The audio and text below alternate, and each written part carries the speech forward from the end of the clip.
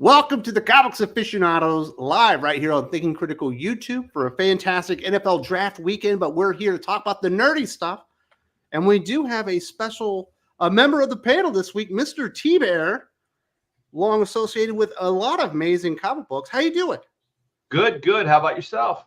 I'm doing fantastic. So hey, thanks for the invite. Thanks for the invite. Last week I made a little boo-boo on the start time and not quite exactly clearing that up. But good to have you here.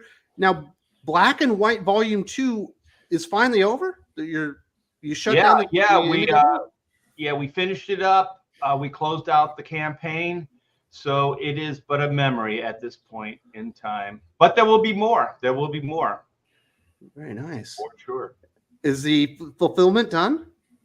Yeah, it's all done. Yeah. Very nice. Congratulations. I know that's a lot of work. It's a lot of work. My wife put out, I think it was almost 1,800 books in 5 weeks.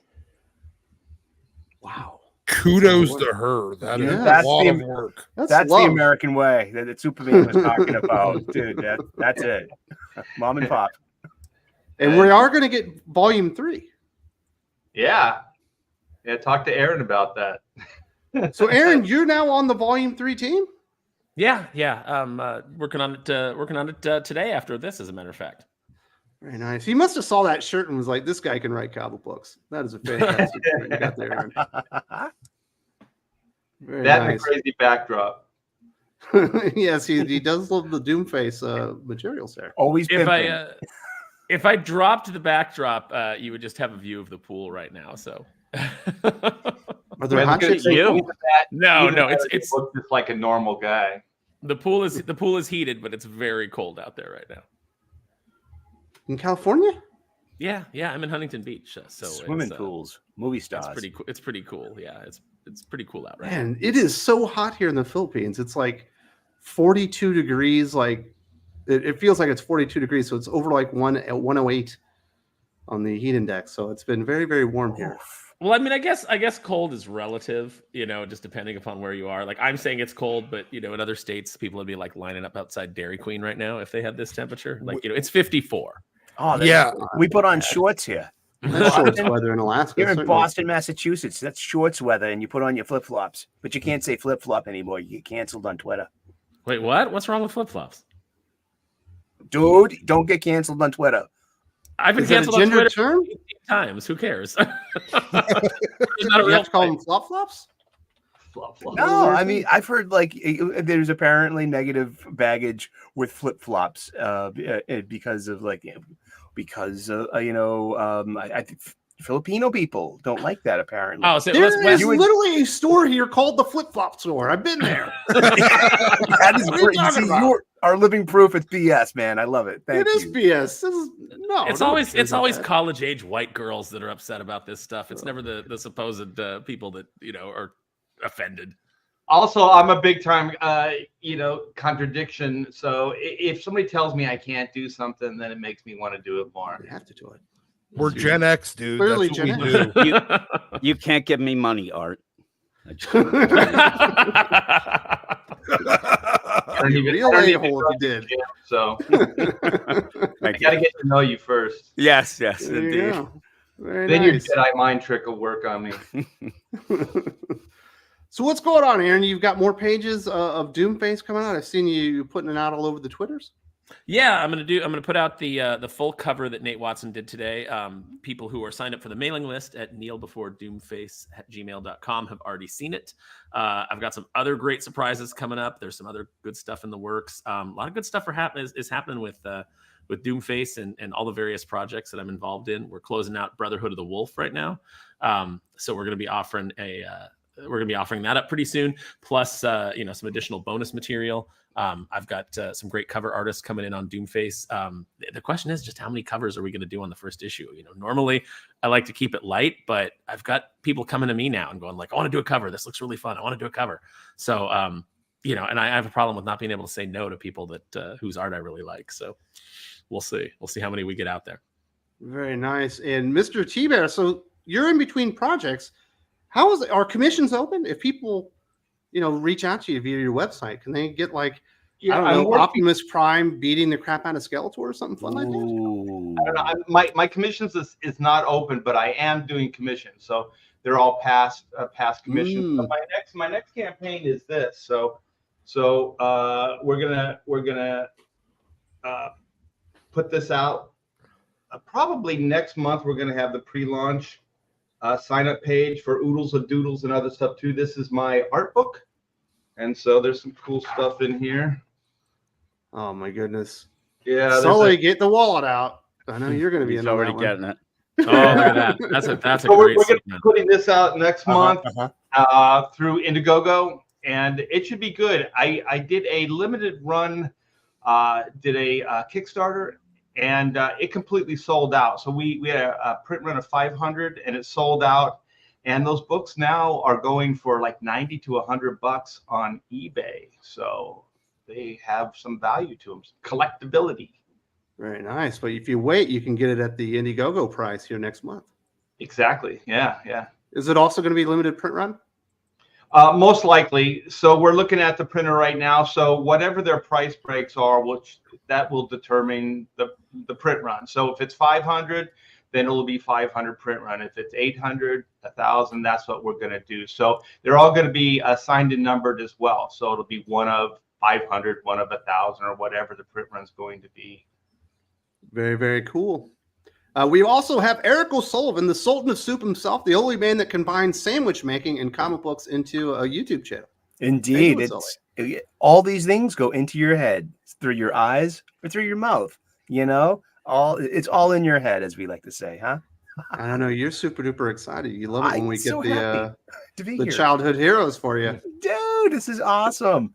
Great. Be part of this conversation. We talk about the X-Men a little bit, hanging out on a Saturday morning. Thank you so much, Wes, and for bringing us all together and one of the best live chats every week, talking about what we love, our hobby, comic books. Thank you. The most interesting stuff is happening in the live chats. Yeah. Those guys really end up going at it. So, you got anything special going on right now, Sully? You got an interview or special video people should know about? I'm about to. I had the summer off, so I'm going to be doing a couple of different things for my channel. But I just got monetized. Congratulations! Hey, right on. Thank you, guys, and that's awesome. That was always a goal when I started making content, and it's the old-fashioned one, 4,000 hours and 1,000 subs. So like I'm running ads. I don't know about super chats and memberships just yet, but I want to now it really begins, doesn't it? So now you got to get your next goal. Exactly. There we go. That's what I'm talking about. Onward and upward. Yeah. Next up, we do have Jim from Weird Science. Obviously, you got all the reviews, you got the podcast, you got the YouTube. Apparently, I never throw it to you for what you've been doing. That's interesting. You've been doing a lot of diss tracks on your viewers. A lot when of they make diss you tracks. mad. Yes. Yeah, I drop those, every Friday, hidden diss tracks. Not really. But yeah, just doing the same things, reviews and things. It's one of those things you fail to throw it to me, but then when you do, I really don't know what to say anyway. So it's kind of awkward. But yeah, we're doing the reviews that I've been told don't work on YouTube. So you almost died this week, or you might be potentially in the middle of dying right now. Yeah, I woke up. I have a sore throat, and the uvula in the back of your throat, it's like it's swollen, and I can't swallow or breathe, and it really feels weird. And I feel like I'm dying. So it's real time. It's like you're back in fleshing the frat again. Yeah, I guess I'm back in the frat, and you have to do all that crazy stuff to get in it. I don't know. This has never happened. It's very odd, but I'll be fine. I'll be fine.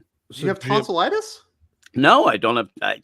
It's just that flap thing in the back. It's like a speed bag going here or something. It feels very odd, but Jim's like, Part of yeah, the I'm course. dying. Let's just go to a live Let's stream. do this. We're going to talk some fun stuff.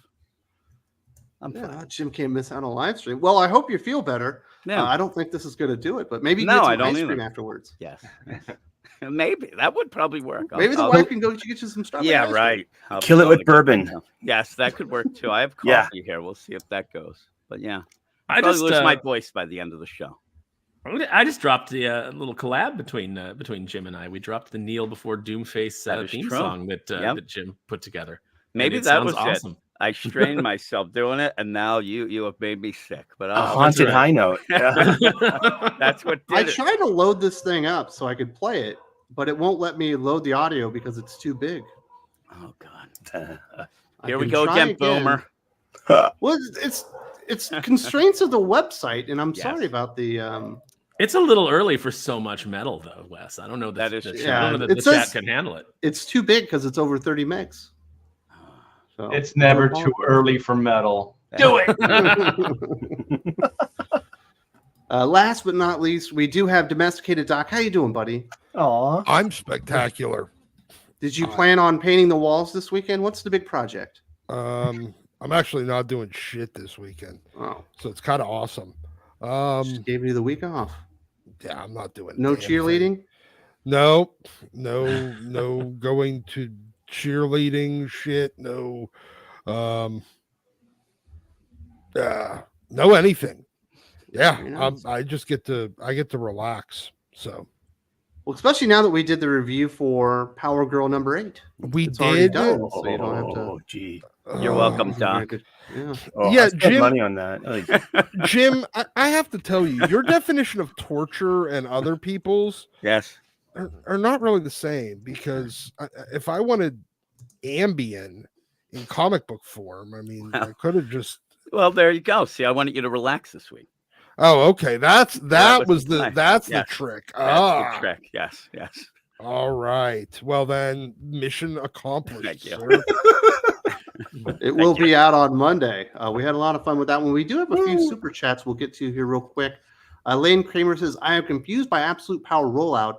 Is it one shots like Lazarus Planet and Team 7 is the main series, or is it tie-ins to monthly series? So there There's a is a main main book, yeah. series called Absolute Power, written by Mark Waid, illustrated by Dan Mora. I think it's 4 issues. And then there's a mini series called Task Force 7, but there are also tie-ins to Batman, Superman, Wonder Woman, Green Lantern, and all the mainline books all going on at the same time. Don't worry, Lane. DC doesn't know how it's designed either. But they also are doing one I shots. have no idea. You know as much as editorial does. And we're getting an Amanda Waller origin book, which has one of the worst covers I've ever seen in my life. Is Jim, it there's all her this at the AI refrigerator? No, it's her holding a girl in a cemetery with her face like thing. But Jim, there's all this stuff about AI comic book covers. How is that not AI? It looks at. I mean, when you look at it, it looks like that, or just a photo through a filter kind of thing. But I don't know. It's hard to tell anymore. You never tell. I might be an AI. Yeah, perhaps. Caleb says, I might start a cartoon called Everyone Hates Mindy. It's about a self-loathing loser called Mindy Kaling who gets picked on by cartoon characters. Aw. That sounds like an Aaron Sparrow pitch. Yeah. And some Ruby Spears animation on that. I can see it right now. It's okay. Well, we'll Everyone see. else. We'll see. Maybe I can get that option. Seems like all kinds of stuff gets options. So why the hell not? Everyone else hates me and Mindy Kaling too, so it's fine. I thought she was great in The Office. So did I. Yeah, but she was great at being annoying. So I mean, Yeah, the one where she told him she was pregnant, and then they immediately panned to her, and she's going, yeah, no, a great moment. not Yes. true. Adam Frey, are we still mad at Bo DeMaio? I say Disney needs to rehire and give him all the clean OnlyFans he wants. Give me more faithful X-Men, dang it. I was never mad at him. Like, I wasn't. you know, it's like I hadn't seen it, the work hadn't come out yet at the time that he was fired, so I had no idea whether or not there was anything to be mad at him for. Yeah. So they're on season 3 now, right? He was pitching season 3. He was talking to his writers He had about it when he got fired. finished writing season 2 when he got fired. Okay. So, Yeah, they've only produced one of those seasons so far, Okay. but it but seems like a lot of people like it. Yeah. Well, it's Yeah. a Disney Plus project, so when it came in and it was actual quality and it was faithful to the material, he had to go. They were like, "Oh my, what have you Making done?" everyone look bad. Mhm. Well, I remember. his early pitch was to make it as true to the X-Men as possible.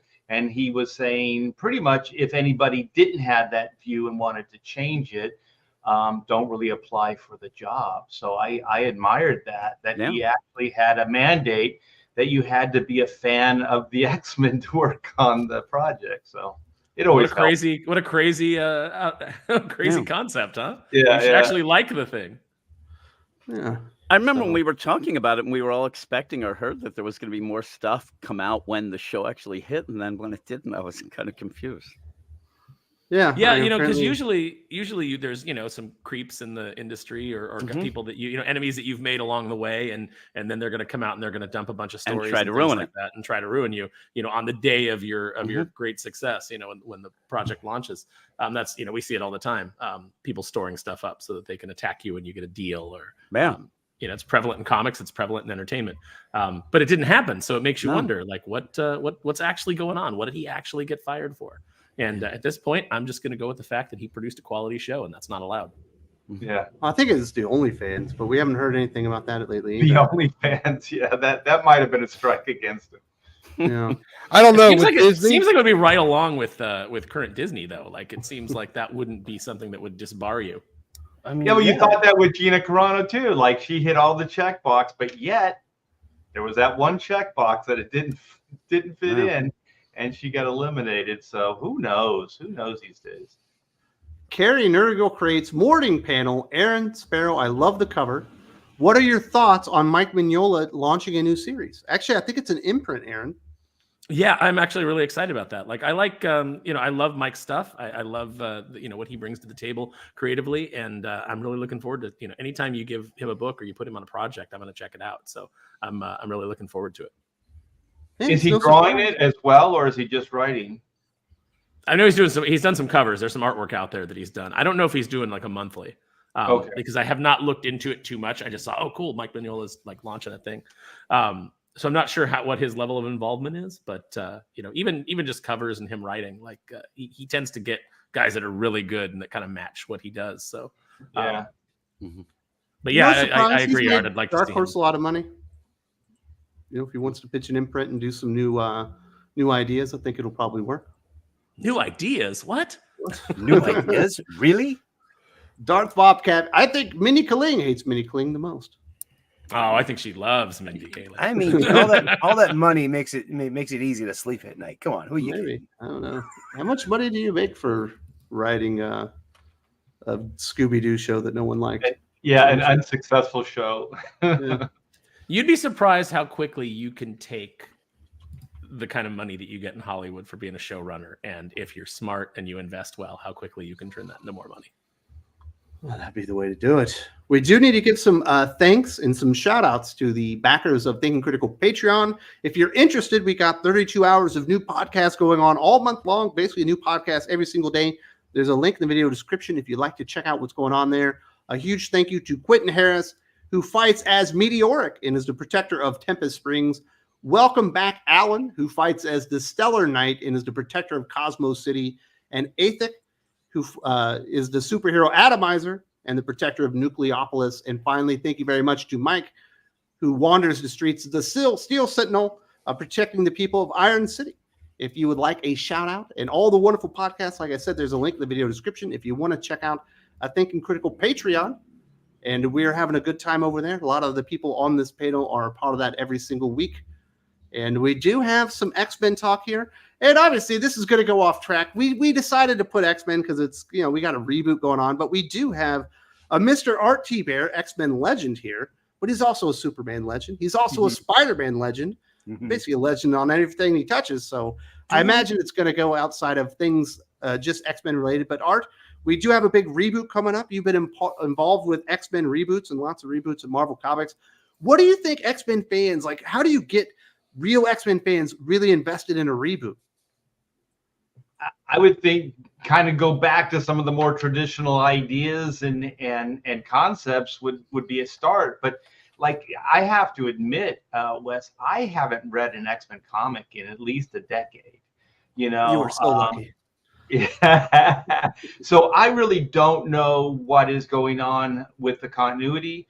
I really don't know what the X-Men crowd is like these days. So it's really hard to comment.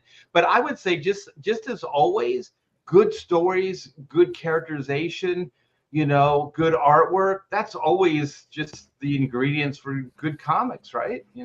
really in the 90s, the big driver and why that's like the most successful period in X-Men history, it was the art. I think you guys got to get the most badass artists, right? Yeah, I mean, that was always the goal. I mean, X-Men was the place to be. So if you were on, I don't know, Quasar, you aspired and worked hard to get on an X-Men title.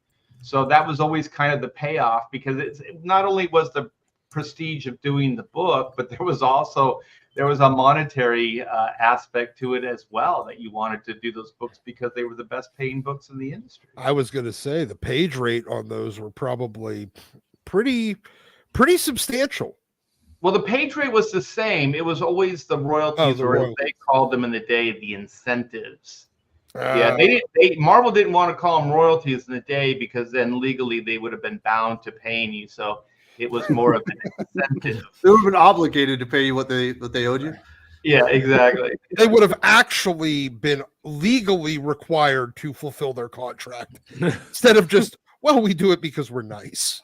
Yeah. So, Mr. T, there's some reporting out there that basically page rates have maintained stagnation, maybe since like the late 80s, certainly from the 90s until now. Is that something that you experienced, where the page rates never really went up over time? Well, it was interesting, because I was working at Marvel, and then there was a DC project that came up, and it might have been the Superman Fantastic Four crossover, the Marvel DC thing, the Prestige book. And I remember talking to Mike Carlin, and I think it was more DC was doing the editorial. I don't remember. It might not have been that book, actually. It was a long time ago. But anyway, I remember my Marvel rate was higher than my DC page rate. So I asked him, could you match this or beat it? And he said, right now you're at the top page rate. He said, so you're capped off. And I said, capped off. I said, well, what if I started working at DC more often, like on a monthly and stuff like that? Could I get a raise? He said, no, you're capped off. And I said, so not even in the foreseeable future could I get a raise? And he said, exactly. You're not going to get any kind of raise working here. And so then I just said, well, why would I work there if there's no future, right? If there's no monetary future here, why would I work at DC Comics? He said, that's just the way it is. He said, things could change, but he said, that's the way it is right now. So sometimes there are these salary caps. And then I think what DC started doing later is they started offering exclusives. So it would be like an exclusive page rate. So if you signed like on for 6 or 8 or 12 issues, they gave you an exclusive page rate. So it was just for that contract.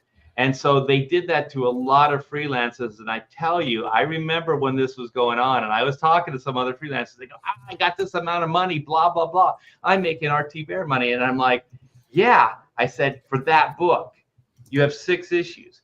What happens when that 6 issues is done? You go back down to your regular page rate. My page rate is my page rate. It's not an exclusive rate. So they were like, whatever. And so now I guarantee you there's no exclusive at DC or Marvel. So they're back down to what they were being paid probably 10, 15 years ago. I imagine that's what everybody's being paid. I know a number of years ago, they were doing the exclusives that sometimes actually even gave them healthcare. And they've dropped all of those. I think that was a long time ago. Yeah, that's 20 years. Yeah. Maybe 30 years. Yeah. And I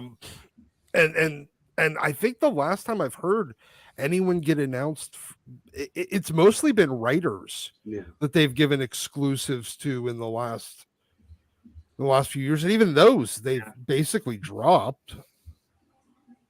Yeah, I can't imagine anybody is making a really good page rate. I think even Capullo is shopping around. He's doing other projects. I think he's at Marvel. Speaking of X-Men, I think he's doing an X-Men project right now. So I don't know if anybody's making any good money. And the only reason him and Snyder were making that kind of money is because of their name and the books were selling. And if you didn't pay Capullo give him some kind of exclusivity, a monthly book, a good title. Why would he stay there? You know what I mean? That guy's got options. So I think they only treated people well if those people had options. You know what I mean? If they were a little nervous or scared that they were going to leave and Marvel wanted to poach him, or right. Mark Miller, somebody like that.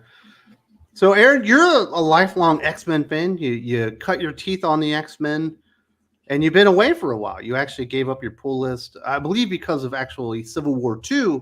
But what would it take? Like, what would you be looking for as a fan, or even as a writer perspective? What is it that Marvel really needs to do to get people going, holy yes, that is the X-Men that I've been waiting for 12 years now? I think the first thing that Marvel would need to do would be to clean house editorially, top to bottom. That'd be the first step. This reboot's not getting me back.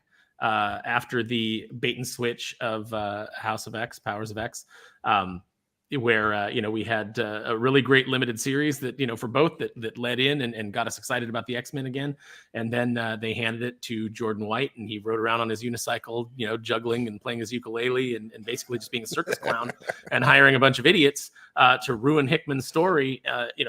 When you sit down as an editor and you say, well, I got Jonathan Hickman here, but I got Vita Ayala over here with Teenie Howard and the whatever that little crew calls themselves, the Queer Trash Squad or whatever that they call themselves. Who do I want to go with? Let's see. Jonathan Hickman, Trash Squad. Jonathan Hickman, I'm going with the Trash Squad. When you make that decision, you should not have a job. You should be gone. He's ruined the X-Men. He's tanked that franchise. And handing it to Tom Brevoort, who doesn't care about it and has stated he doesn't care about it, and then you see who he hires, it's not getting me back. So the first step that you would need to get me interested in X-Men again is, hey, we fired a bunch of people at Marvel. We've brought in new people with fresh ideas. No more of these guys that have been here 30 years and are just, running out the clock on their their retirement. We've actually got people in here who care about the properties and who are excited about them and who want to restore them to their former glory and honor canon and, give you everything that you want as a fan. Until that happens, I'm not going back. So it's not a title name. It's not a logo thing. It's not a team makeup. It's not even creators. You want to believe that actual change will happen. Yeah, I want to believe that the people in charge actually care about more than just putting 50 books on the shelves so that, they can squeeze retailers and, continue to run them out of business.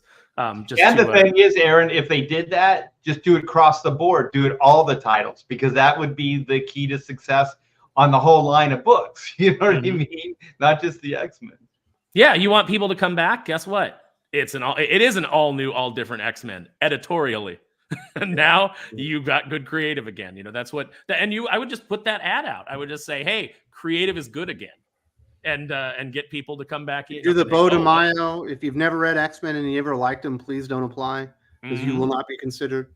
If the only X-Men, if you started X-Men, the only X-Men you've ever been exposed to is the Krakoa era, we don't need your resume. If you have nice things to say about X3, The Last Stand. Hey, that's a very underrated kind of movie. Underrated. It's trash. Sully, the chat's going to turn on you. That's okay. I'm ready for you all.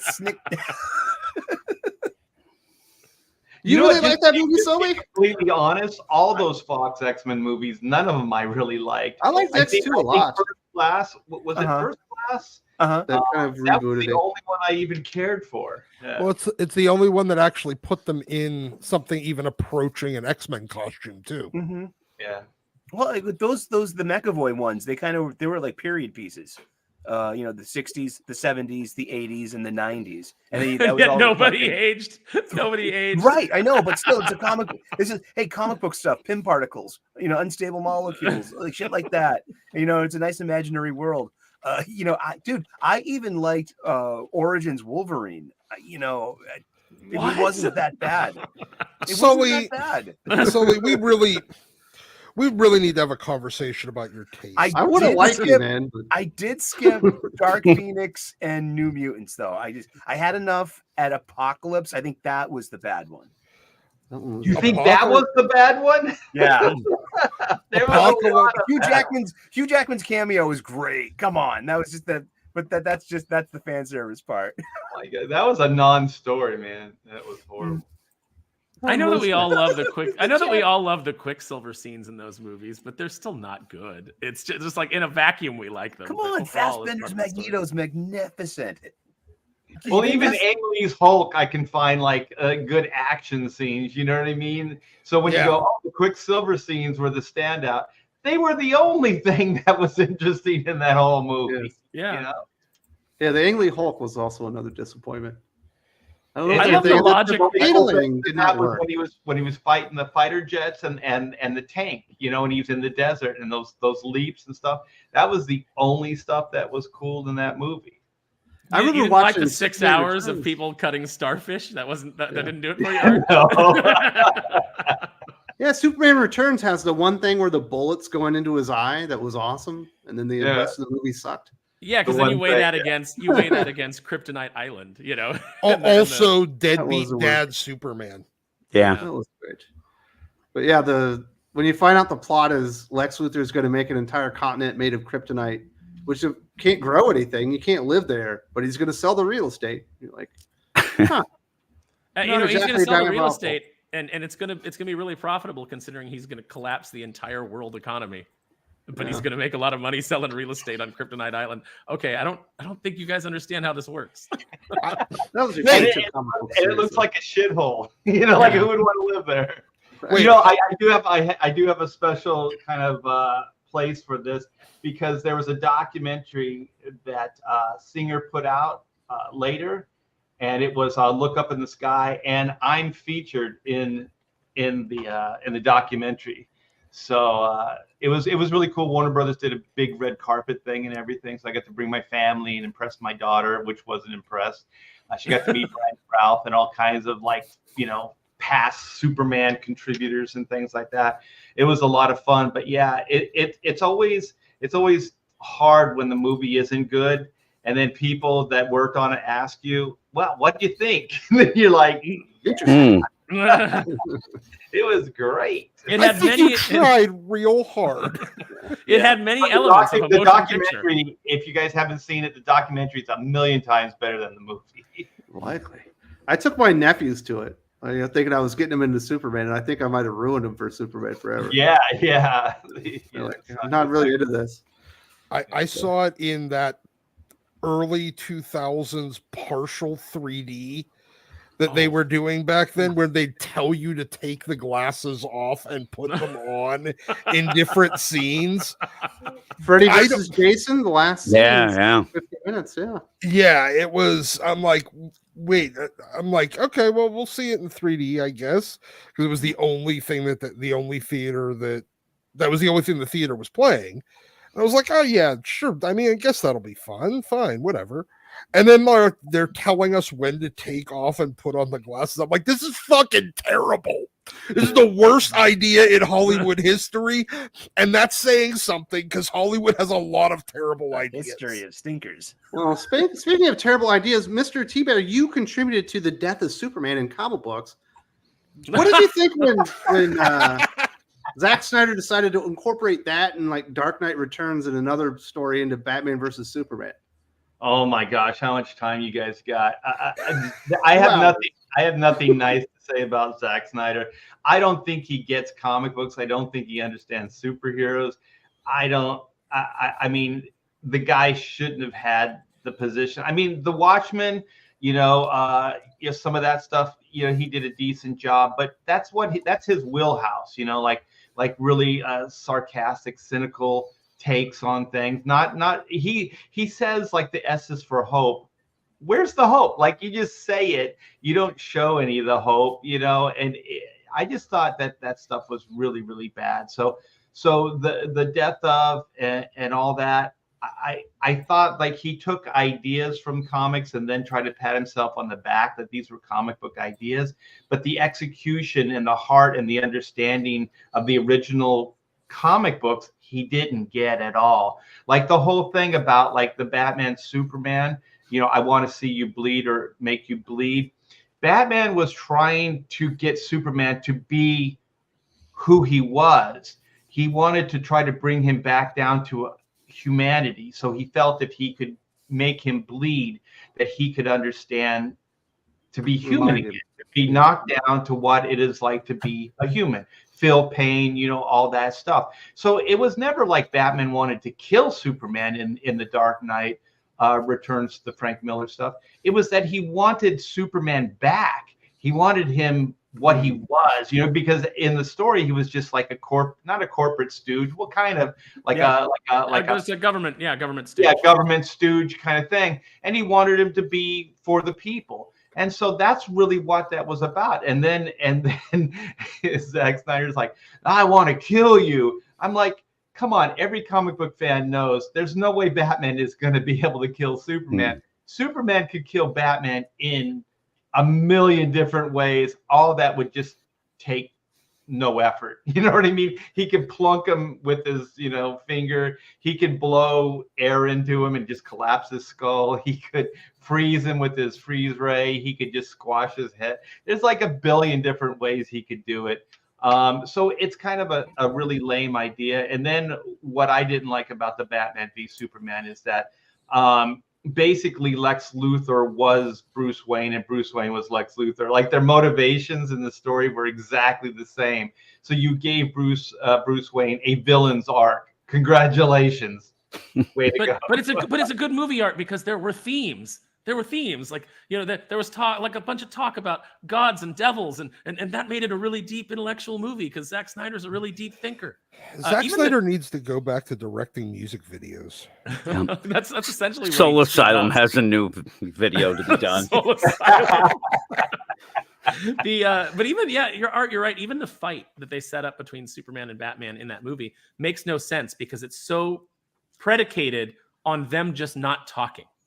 So like Superman showing up and being like, we need to talk, instead of saying what he needs to say, you know, instead of starting the conversation. And then Batman's like, you know, I'm going to shoot you with a bunch of machine guns. And he's, I'm going to defeat the machine guns. And I'm going to be like, you're not listening to me. It's like, well, you're not saying anything, you know, like all of this could be solved in 2 seconds of dialogue, but we have to put in all this big bunch of bullshit to keep you guys from talking. And if your story is constructed that way, your story doesn't work. Now I understand that according to Zack Snyder, that me being against his style of movie is me voting for focus groups.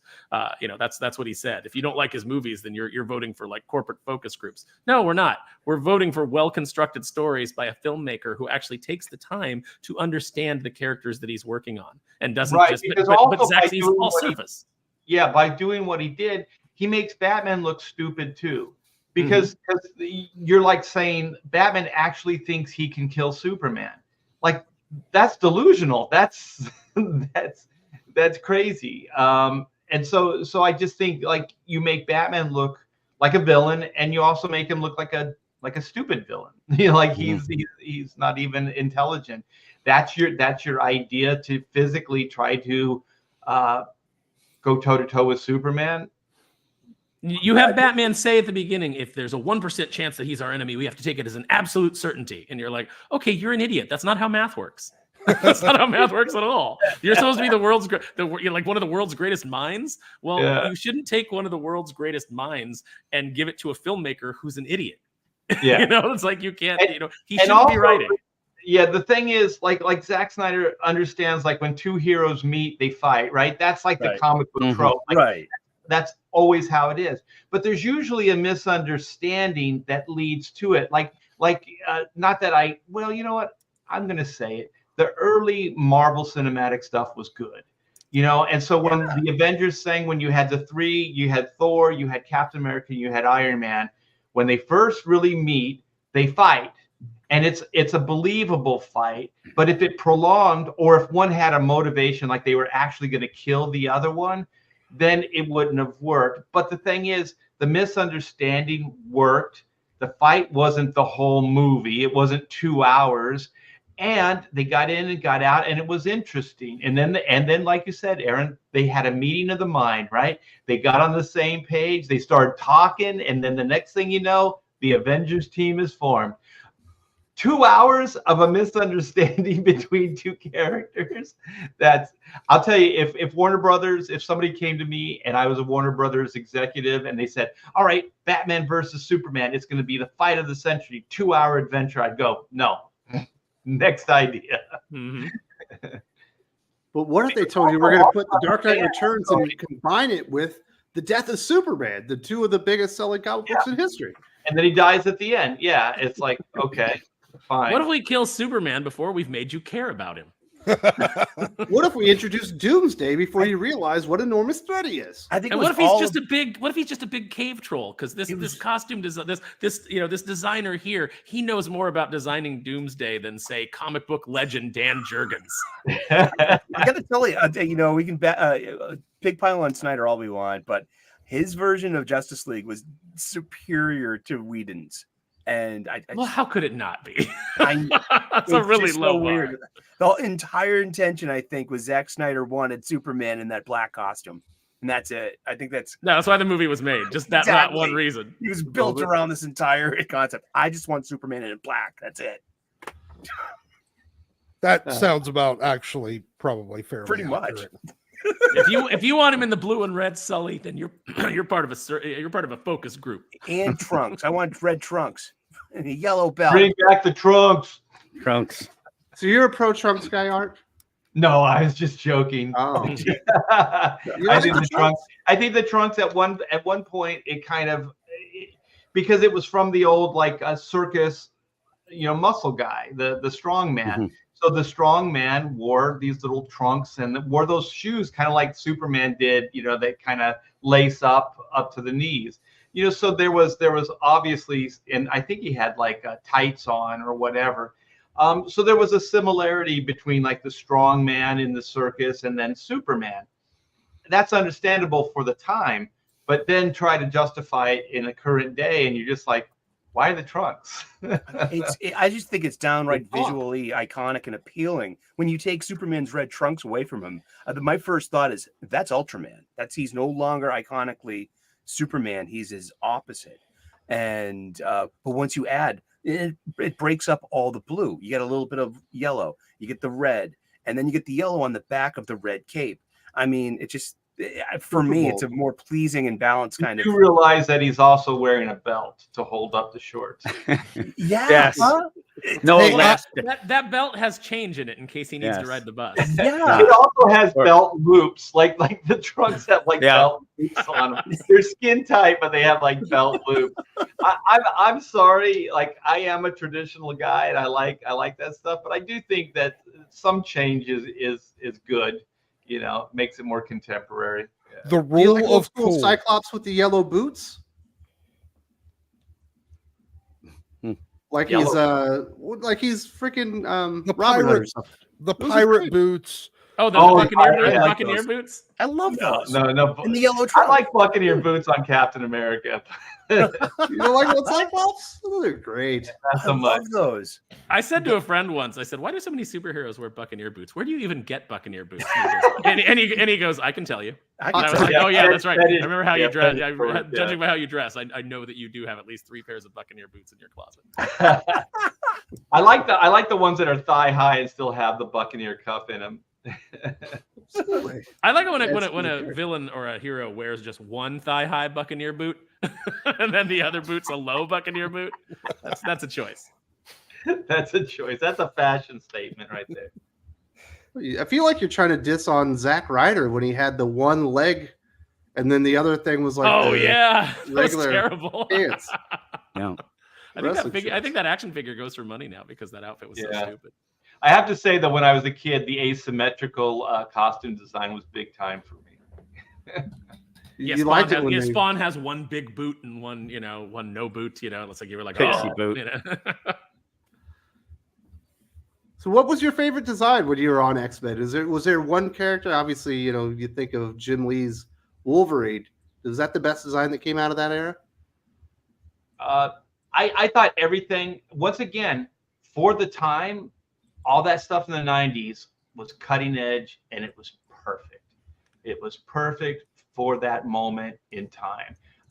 Will's Patashio's designs, like what was cool working on Uncanny and even X Factor is on the back of the page. It'd be like Wilson's little designs, and sometimes they would be for like costumes that may or may not ever happen, just like some really, really cool stuff. So I thought like between Wilson, Jim, they were coming up with some really interesting designs. But I have to say my all-time favorite are the Dave Cockrum all new, all different X-Men stuff.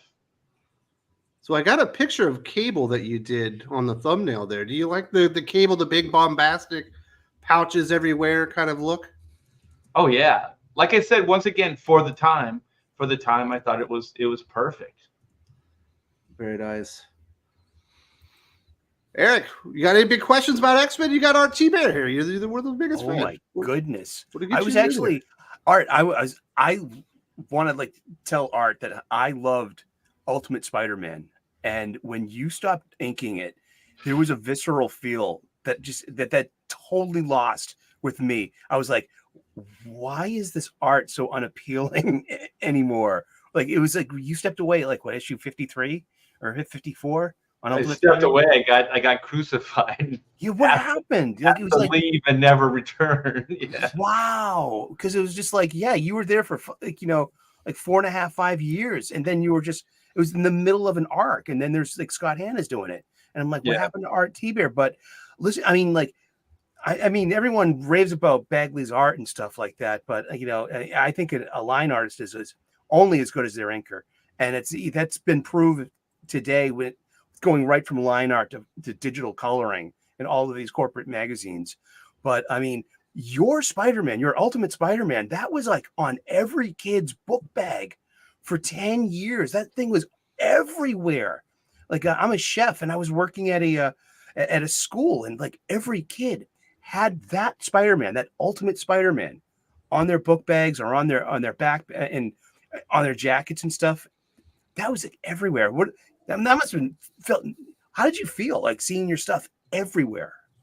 Well, I think it was great, and to Marvel's credit, they hired Mark and I to do all the promotional stuff. So we were just ripping off like Spider-Man poses, villain poses, like just iconic stuff with no real purpose other than that they were going to license this stuff and use it for like backpacks, T-shirts, and stuff like that. And so the good thing about like when you do licensed work, it pays better. It pays a lot better. So it was nice to just kind of do a shot of Spider-Man and get paid the same amount that you'd get for an entire page worth of work, you know what I mean?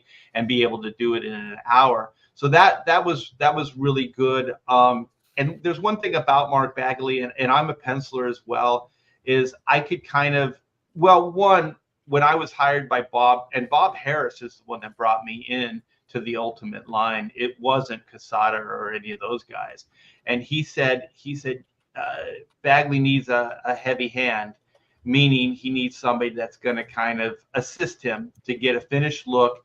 And also like Bagley does some notorious like things like with the faces and stuff like that are a little off. And so as an inker, I never take a pencil to like fix a penciler's work. But what I do is if I can adjust it easy enough in the inks, like just kind of move something over a little bit or whatever it is, then I'll do it. And so there is that aspect to it. And I don't like to say correcting somebody's work because that's not really what it is, but just kind of making it a little bit more aesthetically pleasing was kind of the goal. And that's what I was asked to do as well. So I do appreciate you digging the stuff and enjoying it. And man, it was a great run. I enjoyed the hell out of it. I had just come back to comics after a several years hiatus. Like I got off the boat at X-Men Onslaught. I hit the wall with it, and I came back with Grant Morrison's new X-Men. But that was like 2001. So I think I got the first 2 trade paperbacks of Ultimate Spider-Man, and then I got monthly floppies from that point on. And I was going every Wednesday to my local comic book shop. And I mean, seriously, the highlight of my month usually was Ultimate Spider-Man because it was just fun, and it was great to see Peter 15 again and in high school. The irony of Spider-Man, he's a kid, and just good stuff, man. Thank you for all the funny books, man.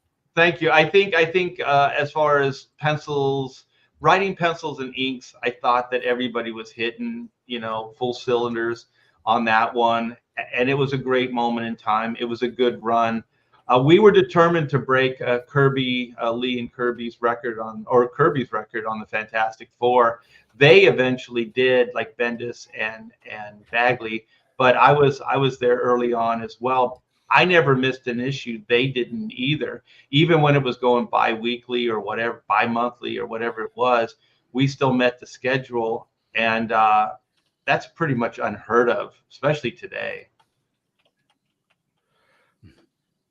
And he worked on Ultimate X-Men too, guys.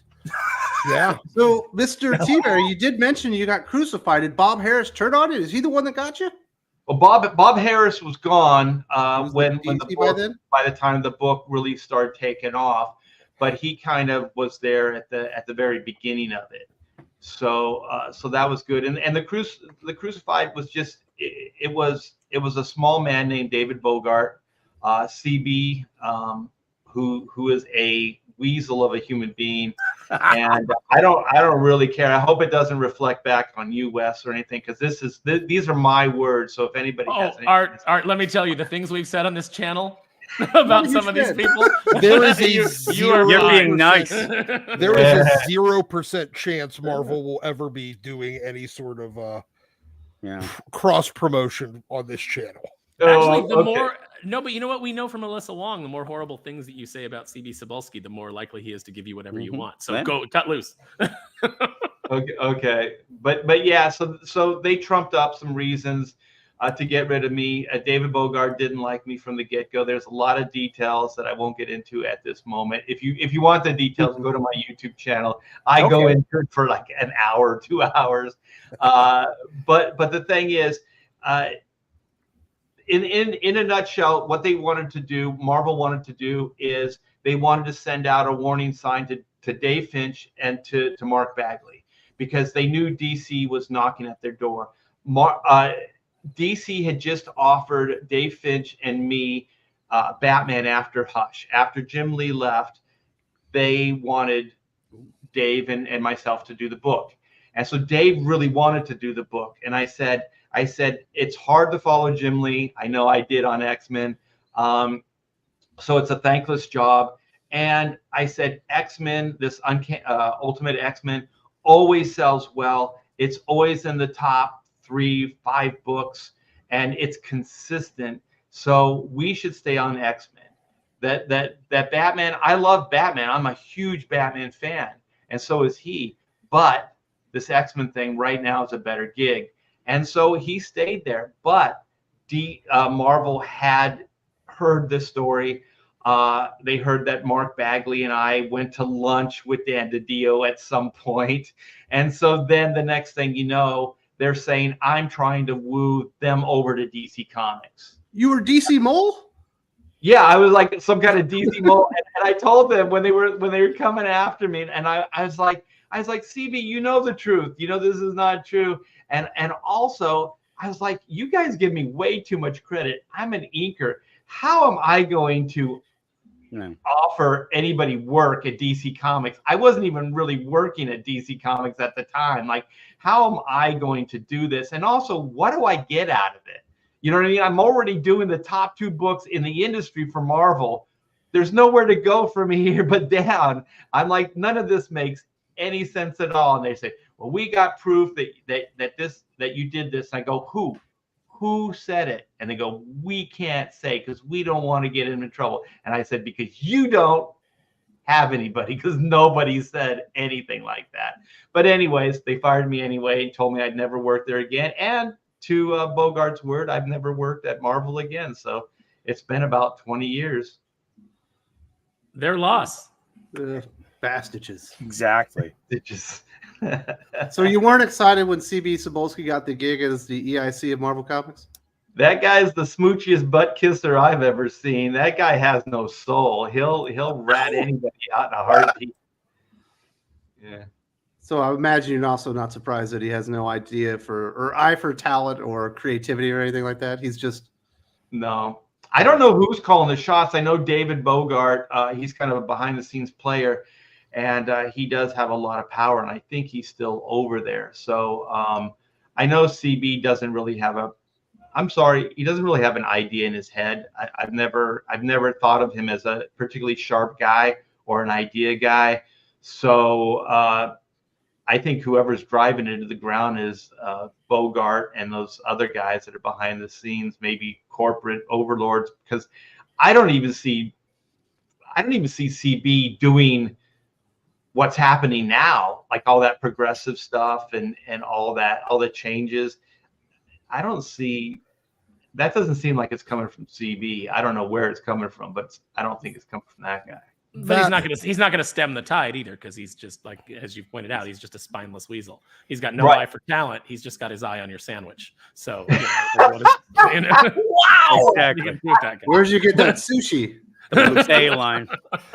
Yeah, I mean, it was pretty clear to a lot of folks that any power that he might have had when he came in the door was not a chance it was going to manifest, because as soon as he got announced for the gig, that's when all the hit pieces and the Akira Yoshida bullshit started coming back out again, and it's just been nothing but, I think that was the warning shot to him of don't fuck with what we're doing. Yeah, I think he's a good, like one of you guys said, a mole. Like what he would do is he'd go to conventions and he'd befriend people and he'd get them to talk. And so then, and this was before he was even in charge. And he'd go back to Casada and he was a spy. He was like the talent evaluator that would go to all the conventions and sit right. But that was kind of his position. So then people would talk to him because they would trust him to get them work, and so then you befriend the guy, you start telling him stuff, and then the next thing you know, it's being used against you. Well, not surprising, but there isn't one single ongoing book from Marvel outside of Ultimate Spider-Man that is like must read right now. So hasn't exactly gotten better under his watch, and I certainly don't expect X-Men to get very much better under Tom Revort and all these guys as well. Yeah. Tom's the same kind of guy. But just to go back a little bit to the original pitch of the Ultimates line, they were saying to me, they were like, oh well, there's a lot of people that they get too caught up in the continuity, like they're intimidated by all these years of Spider-Man. So starting off with the number one and revamping it and all this, retelling the origin is good for like new people coming in. And then I always say the same thing when people have these ideas, and this might be an unpopular one, but I always say, eventually you'll get to that same place. Yeah. 10 years from now, those somebody's coming in, in that amount of time, like year 7, and they don't know what the hell's going on with that new book that you relaunched, and everything. And I said, it's always best just to tell good stories and probably do more one and dones, because those things are like they have shelf life. They have legs, because you're not relying on all this continuity. You're not relying on the other story that came before. It's just that story. And if you tell more of that, then they're evergreen.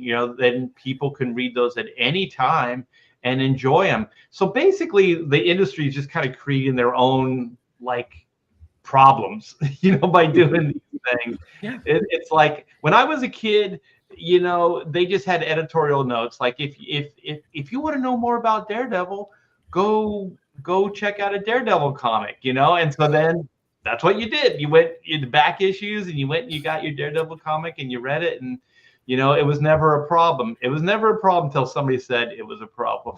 Well, I don't think many of us we're not exactly anybody that anyone would say are Einstein level geniuses, but we managed to all figure out how the continuity worked.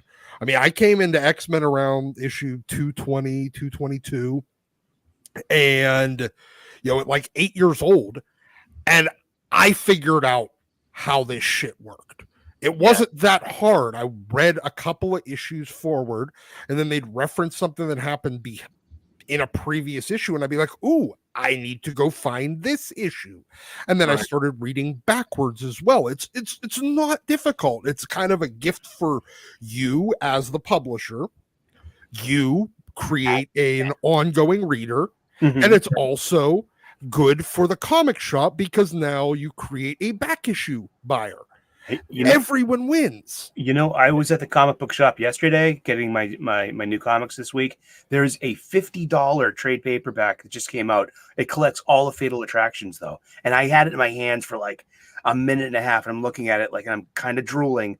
And I'm like, no, just get the floppies. Get the ones you want with the hollow foil on the cover. That's what you really want. Put that down. Not only that, but it's honestly, that's the back issues are cheaper. I was talking on my live stream about that. Like, you can go and you can get some of these back issues for less than you can get the new floppies, or at least the same. So as long as it's the same or less, or even if it's $1 or $2 more, cares, right? Floppies are more fun anyway. Well, you used to jump into a run of comics. I mean, I think that all of this is so counterintuitive. Like you said, Art, it was never a problem until someone said it was a problem. And that person probably had never, was not a fan of comics. And we need to stop taking advice about comics from people who aren't fans of comics. When I got in to X-Men, it was somewhere in the late 200s. And I was like, I don't know who these characters are, but this is cool. So I bought a few more issues. I learned more about the characters. I did exactly what Doc did. My uncle took me to a comic shop. He goes, hey, there's a comic shop over here. You want to find some of the old stuff? Let's go. So we went. I started buying backwards as well as forwards. You get into...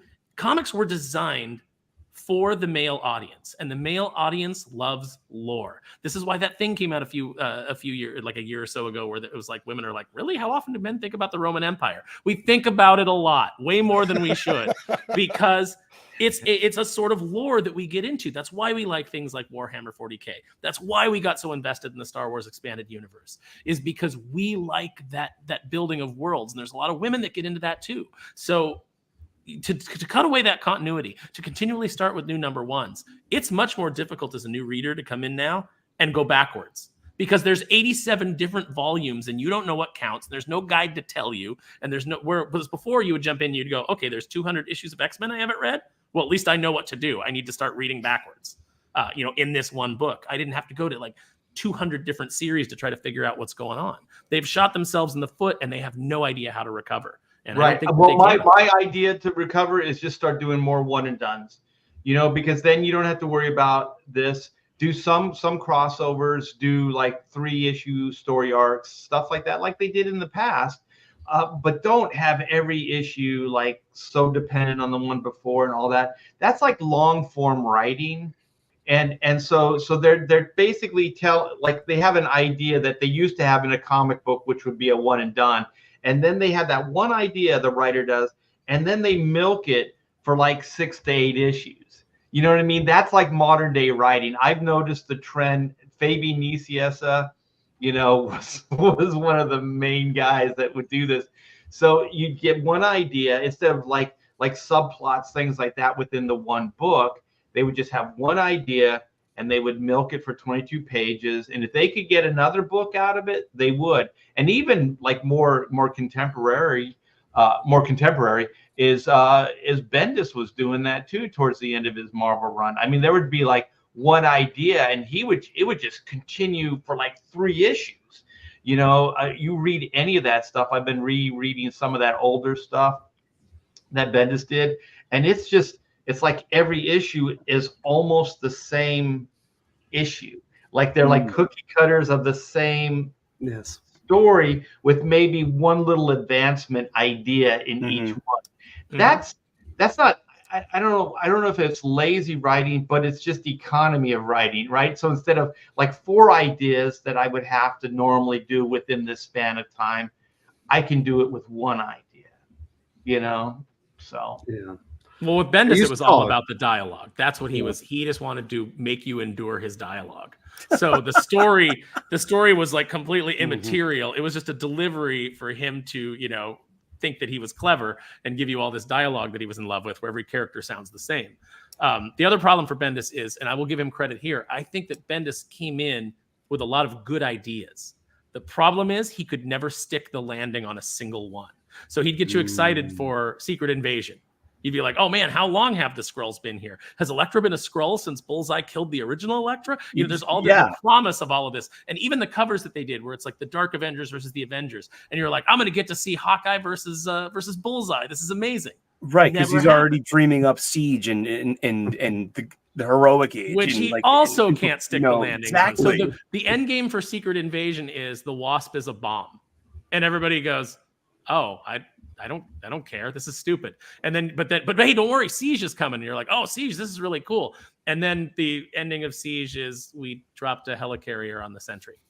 And you're like, and that took out the Sentry. And you're like, wasn't the Sentry just taking like full force shots from Thor wielding Mjolnir right in his face and shrugging it off? I don't feel like a helicopter dropped on him or that the helicarrier dropped on him is going to do that much damage. I feel like the force of Thor hitting you with Mjolnir, not holding back in the face, that's going to be way more brutal than just having this thing dropped on you. And yeah, I get it, the momentum and the weight and the mass and blah, blah, blah. But still, come on, this is comic books.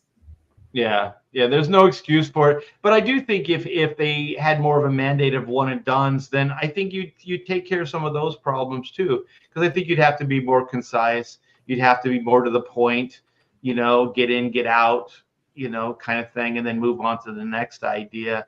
But I think when you drag things out, I think you look at the paycheck, right? So, you know, you have that one idea or whatever, and you just kind of keep stretching it, and you get paid to not really come up with anything new.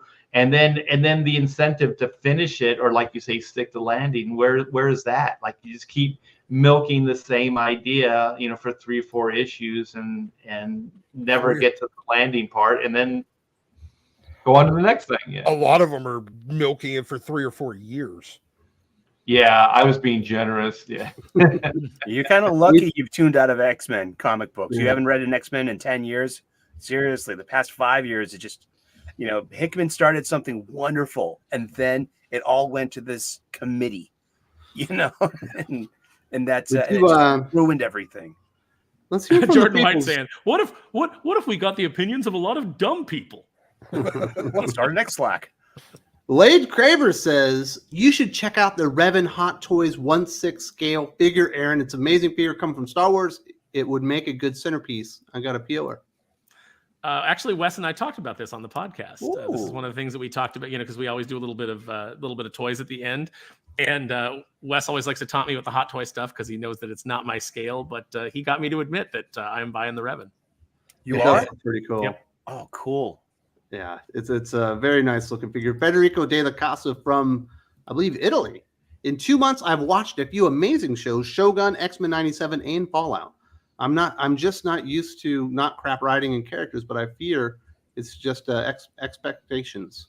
Or there's the exception. Getting good writing is the exception now, and you're definitely right, Federico. By the way, I haven't watched Shogun. I haven't watched X-Men '97. Everybody's saying it's really good. I did watch Fallout, and I gave that a really good review. I had a good time with it. It's got its problems. You know, there's definitely plot armor on some of the characters and things like that. But if you view it as a video game, you'll have a good time because it's essentially a video game story, and the things that happen in it where it's like, oh, the character has this horrible thing happen. Oh, but here's a stim pack that fixes it. It's all very video game conventions. So I was able to forgive it because otherwise it's just a fun show. So yeah, check it out. Shogun is definitely on my must-watch list. I'm a fan of Bushido and feudal Japan and all that kind of stuff. And I'm really happy that X-Men '97 is taking off, and it's gonna bring in a bunch of new readers. I mean, to the fall of the House of X, Eric. No, the new number ones that are coming out, but it's more of like the X-Men '97. They're more of a classic, iconic version of the X-Men. They're very likable, and they're what you expect out of an X-Men squad and characters. Ugh. So, you know, see, here's the thing. I disagree because at no point has any alternate media in the last 30 years ever brought a new reader. It doesn't. Probably an overstatement. it doesn't bring new readers. The Walking Dead blew up after the show showed up. No, The Walking Dead had already blown up. It already was doing well, but it did even better once the show showed up on AMC. Or maybe I meant to say, like, remind the lapsed fans. Like, okay, wow. that may be the case, but the minute they go into X-Men and see the current era, even at the end of it, they're going to say X-Men 97 comic book. Yeah. And that's going to sell as well as X-Men Adventures did in 1993, which was not at all. Well, likely. Well, I like to say this, comic books always, they just think they're going to sell themselves. Like the publisher just thinks they can make these books, they can put them out, and then they sell themselves. And then the retailer, I don't know, they just think that they're going to open a shop and then people are going to show up. Nobody advertises, nobody promotes, nobody thinks about like trying to find like new markets, getting them into the mainstream. Most kids don't even know what comic books are. So all of this stuff that we're talking about, well, maybe if the comics did this or they had the better writers or whatever, well, then they wouldn't be hemorrhaging, but they still wouldn't be growing because you have to expand. So the Marvel universe, you would think, like cinematic universe, you would think like they would be able to start attracting new readers, but they never advertise that there is really a comic book. Where do you get the comic books? Most kids couldn't even find them. They weren't like when we were kids. You could find them in mainstream places. You have to go to specialty shops. How many specialty shops are there in your area? Most people, it's a lot. So it becomes very problematic because most people don't know where to get them. Most kids today don't even know that they exist. So all of this, I always think, is more advertising, getting the word out, letting people, making these products more accessible to people. Think about if it was Coke, right? If Coke managed their business the way comics does, we would have a Coke maybe once every year. Free Coke Day? What's that? You show up for Free Coke Day, and they give you out some samples. You're like, yeah, I remember Coke. Yeah, I remember. Yeah, Yep. I'll buy a Funko Pop while I'm here. Yeah, exactly. Yeah. I'll let you give the super chat. I'm sorry. Galb says the current X-Men fan base frauds are very, very boring and gay. Gay. That's fair. I mean, it's fair. It became a gay kind of. It's a gay fanfic. Yeah. I'll tell you. When you say a gay person is boring, most of the time they're anything but. Well put, dude. Somehow Marvel has found them. They found the most boring gays in the world, and like all of the fun. The other ones are having too much fun to go work in the X-Men office. Goblin Sense wants to know, Mr. Thibert, why did you give Captain Marvel Jr. a white cape instead of his red cape? Is it to be more in sync with his family? Also talking about Tim's Red Robin. I think it was probably just so he stood out a little bit. Those are more editorial decisions. I don't really get brought in on those meetings. Also talk about Tim Red Robin. Yeah, the same. Like I don't really have much to do with content, so I'm more kind of the art side of it. So not story, not character, that type of thing. Sometimes you never jumped on someone's desk and said, "I demand that this cape be fuchsia. It highlights my art." Come on, people. I have one strong vision for this series, and it's that this guy wears a white cape. It's going to make the book. I don't know. Sometimes changes work like that. I loved Mary Marvel in the white costume that Ordway put her in. I thought that was amazing. Yeah, I dug that. Yeah. Very good. That would be funny, though, Aaron, if you could negotiate that in your contract, right? If you're going to bring me on to Captain Marvel, then white capes. Otherwise, you don't get me. And then they just go, okay, well, we'll get somebody else. My line in the sand. I'll do the Doomface cover for you, but he's got to wear the little trunks with the belt loops. With the belt loops and trunks. You need trunks and a belt. Yes. I call those overpants. I've just always called them overpants. Overpants for the Overlord. Oh my goodness. Federico de la Casa. I've seen more passion in X-Men 97 than all the Krakoan era. In the Toon, we have a real Cyclops. I haven't seen in years. In the comics now, Xavier is a murderer. Well put. Very well put. Thank you. Wasn't a very good Rise of the Powers of 10 there. I'm sure you checked it out, Sully. Yeah, I've read. I've been tuned into all of this. The fall. I think I've read everything since the last Hellfire Gala, and so yet you're so happy. Why? How does that happen? A lot of marijuana is that it? I'm starting to suspect, Sully, that you're just insane. Professor X sells out all of humanity and even gives the AI the codes for the nukes. Man, so he's enabling Skynet. It's got to go somewhere, and so it's. I mean, I'll have the controversial opinion that like I don't mind Jerry Duggan most of the time. I mean, he's got a couple of stinkers in there, and he's got a couple of stinkers here now. But I prefer him over Kieran Gillen any day of the week. Oh, his Savage Sword of Conan is fantastic. His Savage Avengers was pretty good. Like he's done some good stuff.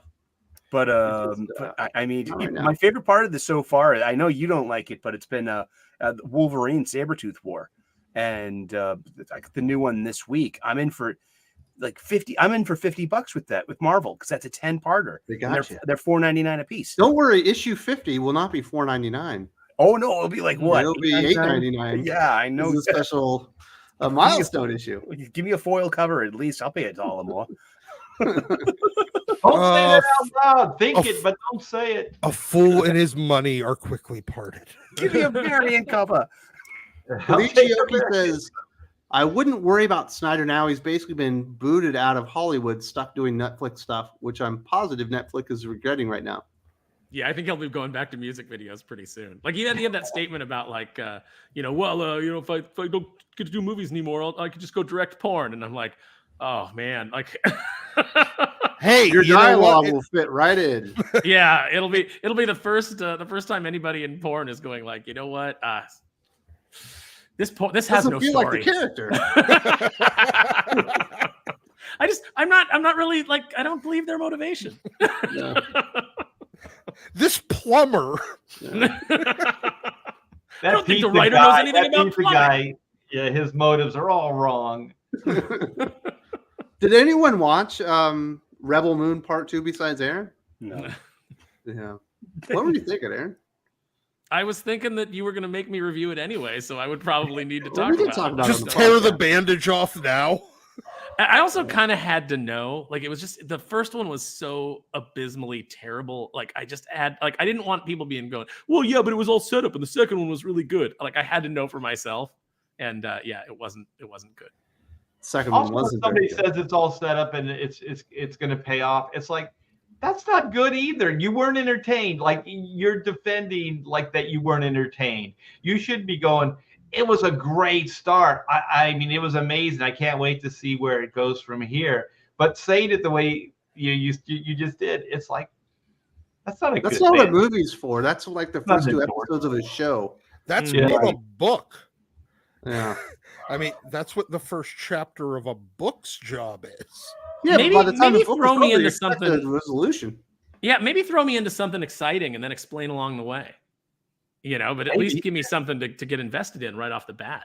I talk to Mike Barron all the time. Mike Barron says, entertain. Just be entertaining. That's all you have to do is write entertaining stories that people want to see.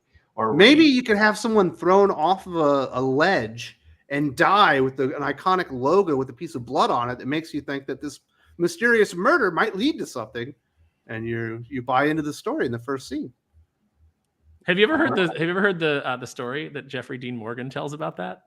He said he got the script for Watchmen and he read it. Dead in the opening scene. Yeah, and he told his agent, "I'm not going to do this. I die in the opening scene." And his agent's like, "Is that all you read?" And he's like, "Yeah, I'm like dead in the opening scene." He's like, "Read the rest of the book, Jeffrey. Read the rest of the script." And then he realized that oh wait, I am a major player in this. I'm the catalyst for the whole story. Yeah, basically. HH and the guys from Sigma Comics. Shout out to Thinking Critical from C2E2 and LVL Up Expo in Vegas. Keep it tuned to Thinking Critical and support this great team and head out to our website for great indie comic books. Woo. Hope you get some pizza in Chicago, HH. Well, yeah, he goes to Chicago, gets a pizza, hopefully makes it to Vegas in time for the draft, and he can root on my Chiefs as they make some amazing picks. Our friend Joe Coralla was out at C2E2, so hopefully he comes by and says hi. HH. Man, are you a traveler? Used to be. People when I first started, I traveled a lot. Then my daughter was born, I stayed home, and then when she got in her teen years, I started traveling with her. So I bring her to the shows and stuff like that. So I don't know. It's probably been about 5-6 years. I haven't really done much traveling shows or anything like that. I think Sully was trashing me because I thought Chicago Deep Dish was good. He's like, that's not even Chicago pizza. That was Nick Weiser. Dude, Nick? He's from Chicago too. Yeah, I like deep dish. I think the Chicago Deep Dish is good with the I sauce do on too. top. Oh, I hate it. Yeah, it's a pie. It's a pie. It is. Yes. It's pastry. Pizza pie. I yeah, love it's getting wonderful. one slice, buying a slice. Yeah. That's not how you eat Chicago. You should come to 'cause it Boston. sucks. You got to go to Geno's East if you're in Chicago, man. You got to go over there and you got to have some deep dish and you got to get your Sharpie and you got to draw on the wall. If you go in there, there's plenty of little Darkwing Ducks and things like that James Silvani and I have drawn over the years. And Jim gets his Philly cheesesteak. He's like, look at all these toppings. And eat it like a slice. Toppings of a Philly cheesesteak. It's only one topping. Cheese. Yeah. I think that's You I can think get that's the onions point. on it. I Don't think start doing that nonsense with green peppers and stuff. It's not a Philly You I don't cheesesteak. think put Wes is mushrooms making and fun of you. green It's peppers not and a Philly onion on your cheesesteak. cheesesteak? It's just a cheesesteak then. Mm, Not a yeah. So wait, no onions, no grilled onions. None of I that? love the No grilled Velveeta? onions and the sauce and cheese. That is the full deal. But anything else is just a cheesesteak. It's not a New York cheesesteak unless it's got a dirty Band-Aid in it. And a rat Oh. tried to grab it from me. We got a steak. Hypodermic needle. Lane says, I love that we've got Wes Cantwell's haircut now. Low T. What? What? I was gonna say I thought it was like Richard Myers circa 2020. This is worse, man. Cantwell's got a better haircut. Listen, I told my wife I wasn't gonna style my hair anymore. I was just gonna let it do what it does. If she won't let me grow my beard out anymore. And the barber combed it like this, and she liked it. So I'm stuck with this dumb haircut. Well, now. she likes it. Does that mean you gotta bring it to us though? Like you can't chart it up for us a little bit and look nice for us? There was that one year that Tom Brady had to grow out his hair for that cheating woman Gazelle. When we had the big old puffy hairdo. That was all her fault. Remember when everyone was on Team Giselle? That quickly turned. It's gonna have to Maybe be she now. wasn't the victim. So Wes, because your wife wants you to wear your hair different, we have to be punished by it. I'm a little confused by what the. I'm not going to have a different haircut for YouTube than I am for my wife and kids. Screw that. That's too much work, and I want to not that much thought. If I'm going to look stupid, in my regular day-to-day life, I'm going to look stupid on YouTube as well.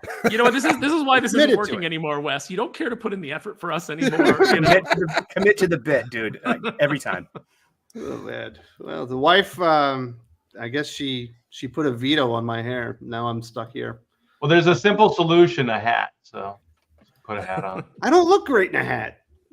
My forehead's my best feature. I can't be hiding that. My forehead is my best. Everybody gets mad when I wear a hat. Like anytime I've worn a hat on stream, people are like, take that off. I can't wear a beanie You got one of those faces. Wes is like, stop it. I feel like I'm talking to Chris Laurent's Chris Twitter. Laurent. Hey, Eric, you got one of those faces with the beard and everything. I mean, it all It's jolly. works. It all works. Yeah. I look like a giant egg sitting in a nest. That's what my head looks like. Galichioki, I would argue that it's easier to get into new comics now than ever before. I used the reading list on Fandom's website for the respective characters I'm trying to follow. I could follow Captain Marvel if I wanted. You do have a lot of more resources. Yeah, you have the resources now to find all that, to know where to go, especially since since Joe Quesada got rid of fucking editor's notes back in the day. And smoking. And smoking. So you have a lot more resources to find the information. The problem is the information is going to direct you to bad things. Yeah, there's like one site where you type in the story arc or the event that you want to read, and it'll show you the exact order that you read it in. It's fantastic. And that's all cool, but like it didn't used to be necessary. because things weren't as complicated. Like you would just pick up not- X-Men 312 and you'd go, well, there's 311 issues before this, obviously. And there is an infinite number of issues after it. This is not a complicated process. Exactly, I do miss the yeah. days when an event was 9 issues. 3 And comic once a books year? crossing over for 3 issues consecutively. Yeah. Yeah. I mean, that was easy. Man, now it's 60 issues for Blood Hunt. And it wasn't Wait. 60 issues? Yeah. Yeah. Now, granted, a lot of them are like the tie-ins that aren't really connected to the main story. It's like they've Blood done Hunt, this. Midnight Suns. Yeah, Blood Blood- Hunt Hulk. Blood Yeah, Hunt exactly. Spider-Man. Where it's just the Hulk thrown into Yeah. his own story with that's vampires. in that Problem is some of paradigm. these tie-in deals are like 3-4 issues themselves, so Yeah. it ends up making it worse. Well, wait, I'm still hung up on the 60. So how long does it take them to get 60 books out? Is that within a year It's or 3 No, months. it's like 3 months. Yeah, a summer. 20 issues a Wait, month. 3 months they put Yeah. out 60 books? With that event, they put out probably 240 just as Marvel Comics. They put out Oh. about 80 books a month right now. Yeah.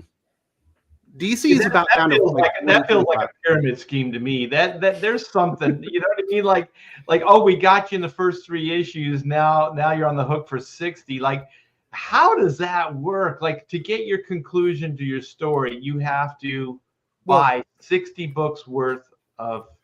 Well, if you want to read anything even tangentially related. Do you remember? Yeah. That's Blood Hunt.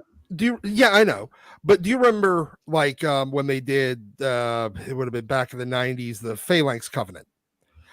You had like the main story that was going in Uncanny and X-Men, then you had kind of like a kind of tangential story that was going on in Excalibur and one of the other books, and another tangential story that were going on in Wolverine and some other book. That's kind of the same way they're doing these, except for they've now blown it up to the point of the entire fucking line. Yeah, basically. So you have 15 like tie-in books or whatever coming out to prop it up. I don't know It's how just you make very one idea like worth 60 books of. It's not. Well, how yeah, how you can you milk that? Like it seems like there's got to be a bunch of filler in there somewhere. Most of them Most. are. Yeah, like most of the, like say Blood Hunt Hulk, that's going to be almost entirely filler. It's a random Hulk story that's just he runs set in into a world. vampire in Tucson. Mm-hmm. Yeah, Yeah, that he what it runs sounds into like. a vampire, fights him for a couple of pages. That might all be all the connection there is to it. Actually, Jim, you might remember this. Remember King in Black?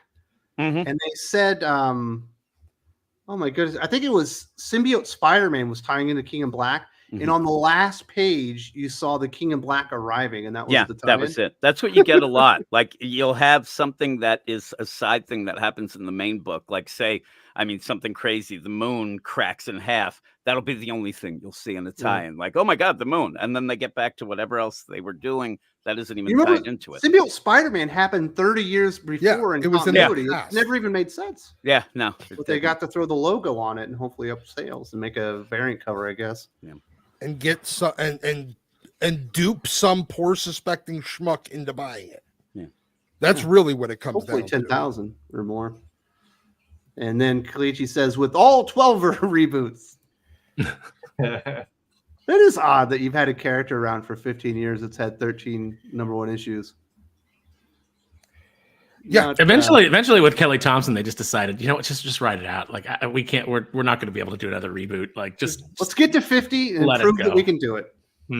Even though we probably lost our shirts. Yeah, Spider-Man covers the bills.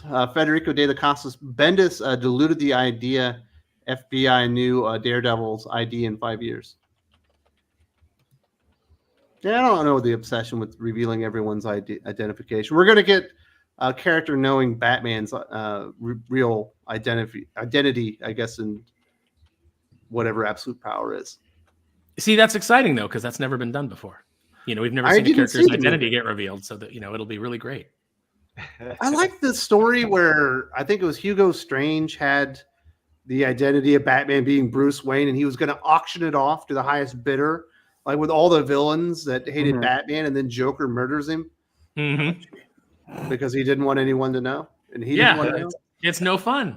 Yeah, It's like I love that. Like the end of Hush, Jeff Loeb's Hush, with confronting Riddler, Yeah, Batman it's like, yeah, that was fantastic. I loved it. I love the fact that Riddler figured it out, and I love that he couldn't tell anybody.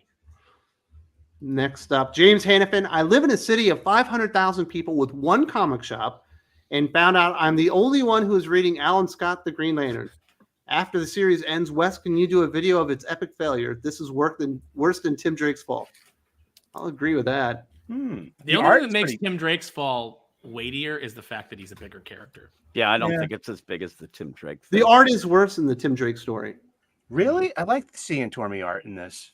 No, I said the art is worse than the Tim Drake because it was the Riley Rossmo. That didn't work. I would say that Megan Fitzmartin's writing is worse than Tim Sheridan's. Not necessarily the ideas she brings to the table, but like her actual, like the actual writing is worse. Definitely sells worse.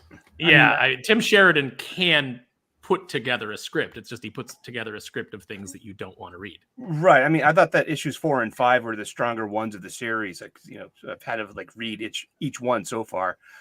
It's like, did you like the part in the 5th issue where the Red Scare is going on, even though Pearl Harbor hasn't happened, and the Germans are literally sitting on the border of Russia about to invade them, but they're sending all their supervillains over to America because we're supposed to be scared of Russians. And we were the Soviets, I guess, at the time.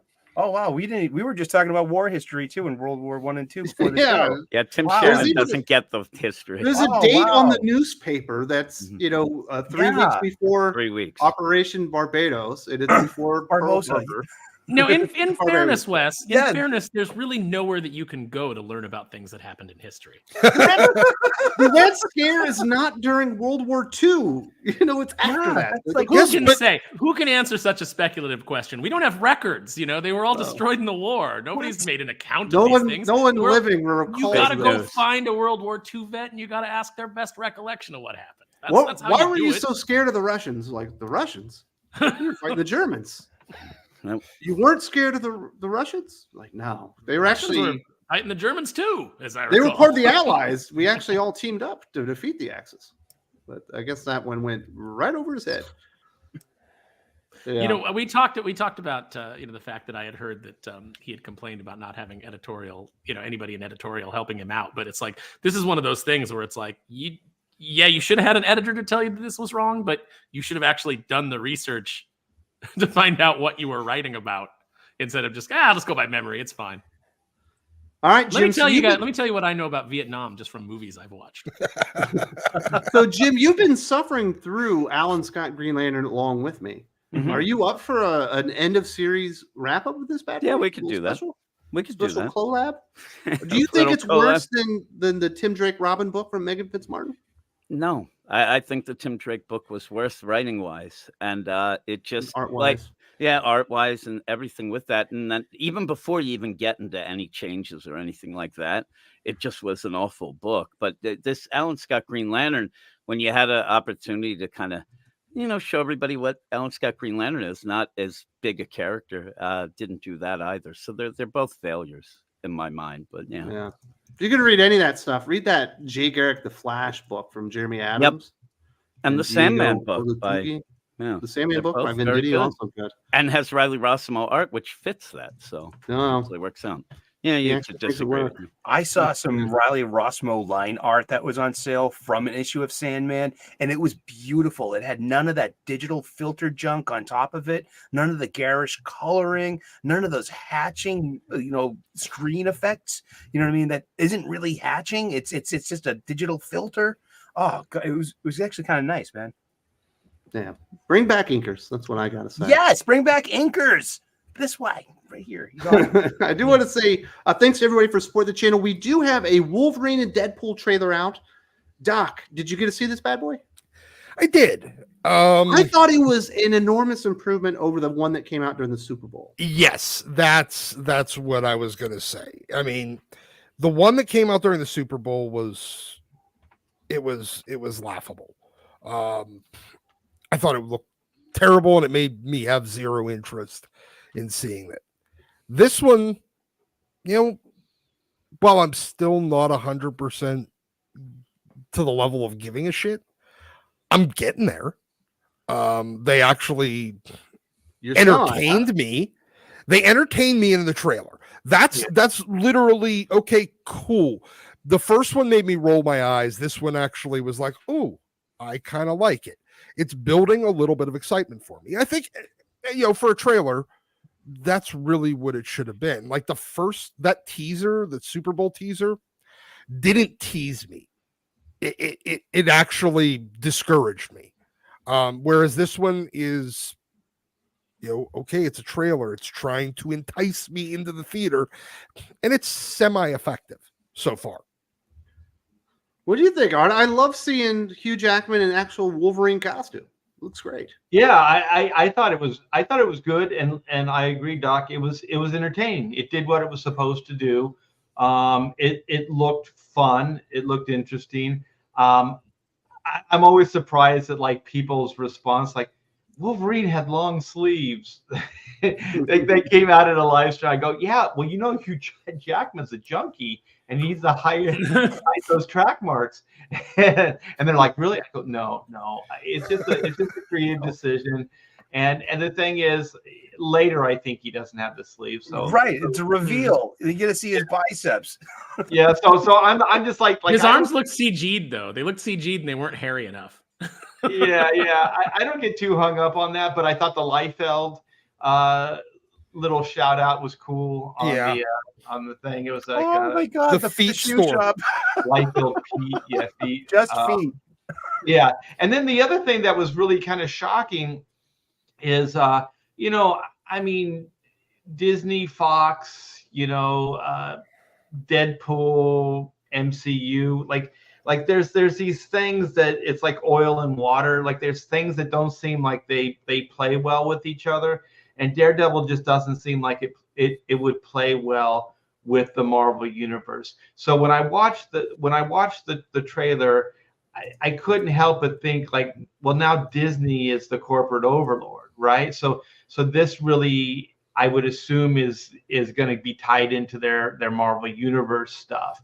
And so I'm just kind of thinking like it works as it is now. I think there were 4 F-bombs that were dropped in that trailer. So they let you know like this is an R-rated movie. Like they're not messing around with it. They're not pretending. They're wearing it completely on their sleeve. But I just kind of wonder how that's going to relate into the Disney stuff, because it is now purchased by that. So I wish kind of like these these Deadpool stories were just independent of any other universe, like so they could just do what they're going to do. So I like the idea that Fox was making them and that they weren't really part of the MCU. So my only problem is when I was watching the trailer, I couldn't get past the fact that this is a Disney-owned property now. And so all I could think of is, what are they going to do with it? And so one of the things that I'm hoping is, one, that they never try to bring Deadpool into the Marvel cinematic. Not that I even care anymore, because they've already destroyed their cinematic universe. But I just don't think tonally the two mix. So you'd either have to bring the MCU, up to an R rating, or you'd have to bring Deadpool down to, the PG-13 or whatever it is that the MCU, movies are. So for me, there was that. And then I know there's a time travel element, or there's a multiverse element to the movie, which also I think for like normies or general audience, these things are really hard to comprehend, because I think for even people that, read comic books, sometimes they get a little tough. So I think like the trailer itself, very, very effective. But like some of the baggage is the stuff that I'm still kind of trying to, work through. Well, this movie is absolutely 100% bringing Deadpool into the Marvel Cinematic Universe. They already made that announcement months, I think, before they even went into production. Yeah. So fundamentally, as he is though, as he is in the Fox universe, he will fundamentally break the MCU further. Oh well, yeah, absolutely. Exactly. He doesn't fit. No, he doesn't. I mean, it's like if they decided to just suddenly drop animated Miles Morales into it. Sure, but that's Deadpool's charm already, though. Winking at the fourth wall, being a misfit. But it's the R tone. It's the That's the total thing. shift. Is like they didn't create an MCU version of Deadpool. This is a hard R version of Deadpool. And like I said, they're not even pretending with it. In that trailer, there's F-bombs in it, right? So they're letting you know this is an R-rated movie. This is not for children. But then you're going to try to bring it in and market it towards children in the MCU. So you're going to have to neuter that character so badly for him to fit in, or you're going to have to bring the MCU up to an R rating. You know what I mean? To match, the Deadpool stuff. Because I think the reason people love Deadpool is because of the R rating.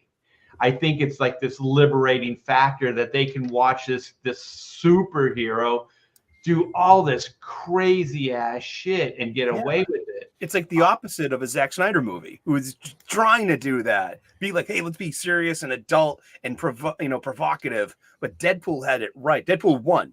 Let me be because Deadpool 2 was a complete miss for this guy. I saw it. I was like, I laughed my ass off at the trailer so hard. And, the one that the phone booth and all the graffiti. It was brilliant. But then I got to the movie and I'm like, this was kind of a dud for me. Deadpool. Well, 2. you have him protecting a kid that like nobody in the audience likes. You're like, if Juggernaut smashed this kid, I would be fine. I would be happy. And again, it's the second one goes so over the top. It's like because people are like, oh, it's so true to Deadpool. It's not. If you've read Deadpool comics, you never had that hard R writing. He was never cursing like that. There was never all of the crass humor. That got added in because they had the R rating for the violence. So it's like, oh, we can do this. And in the second one, for me, it just goes way over the top with it, and it's too much. There's things in the second one I like. Like I love the joke about, you killed Black Tom, you racist bastard, and how that like kind of comes back at the end. There's definitely good bits in there, but overall, I think it just goes too far. And in this trailer, I'm like, you're trying too hard to be edgy. Look, we're saying the F word a lot. Wolverine's saying it a lot, just like he did in Logan. Remember Logan? And I'm like, yeah, and I didn't really love Logan. So you're reminding me of a lot of things that I didn't enjoy.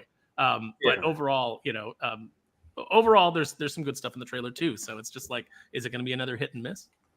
Yeah, I think for a one and done, like it's the baggage part of Deadpool now. Like I thought it was interesting that they even brought the X-Men into the first movie and the second movie. Like I would have just told Deadpool stories. I wouldn't have tried, to bring in, this other universe and stuff like that.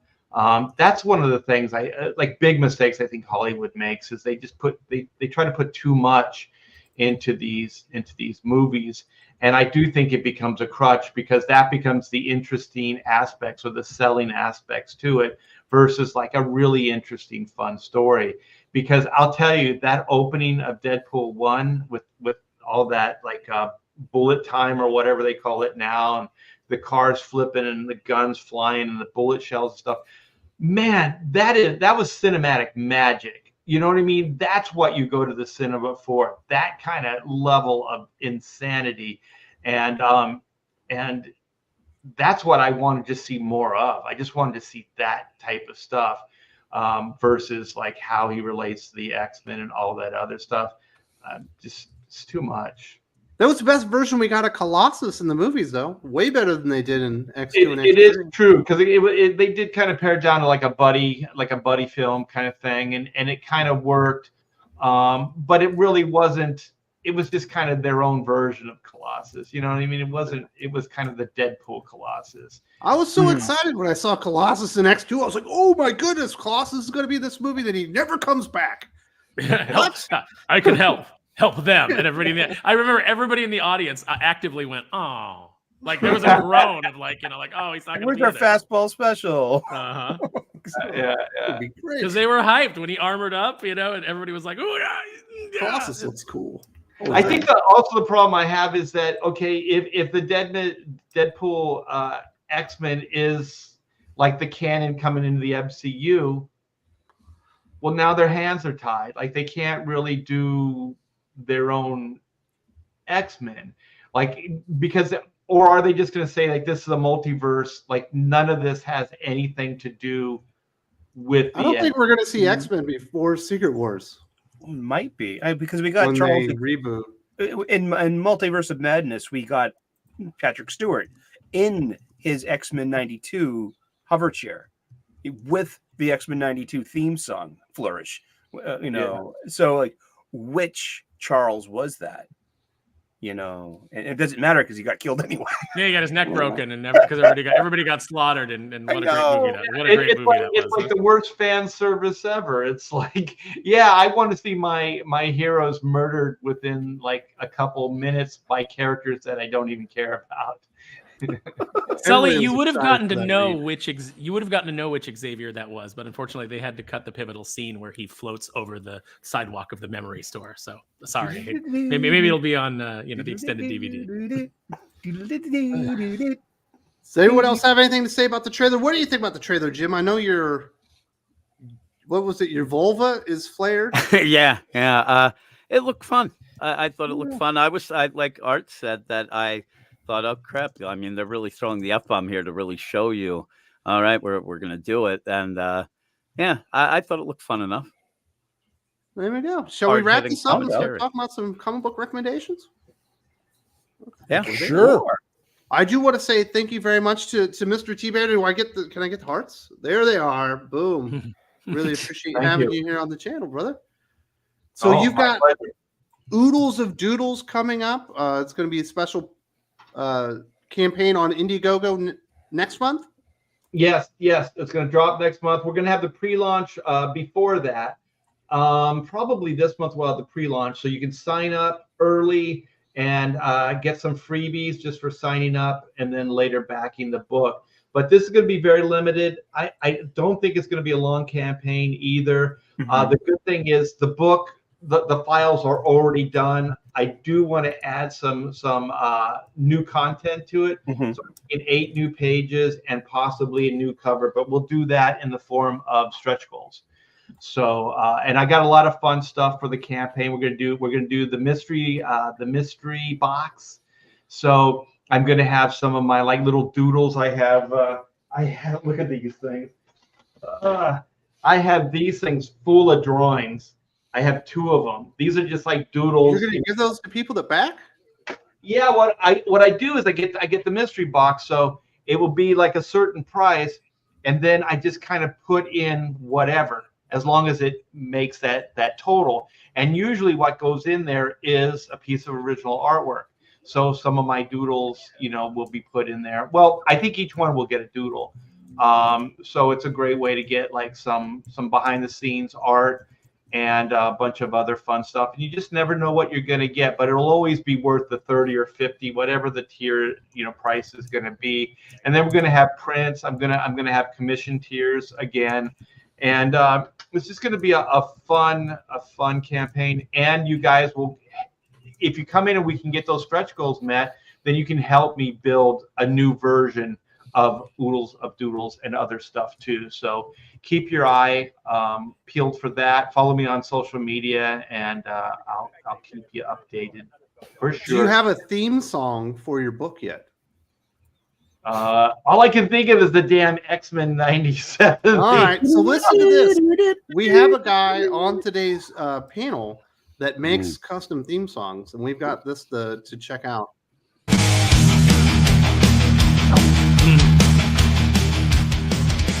Here we go. You cannot fight. Your heart goes still. Heroes think they win, but they never will. Feeling so hard that he can't be survived.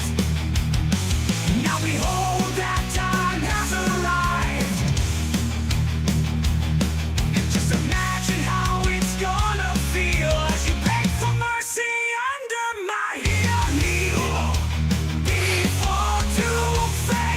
Wow, so good.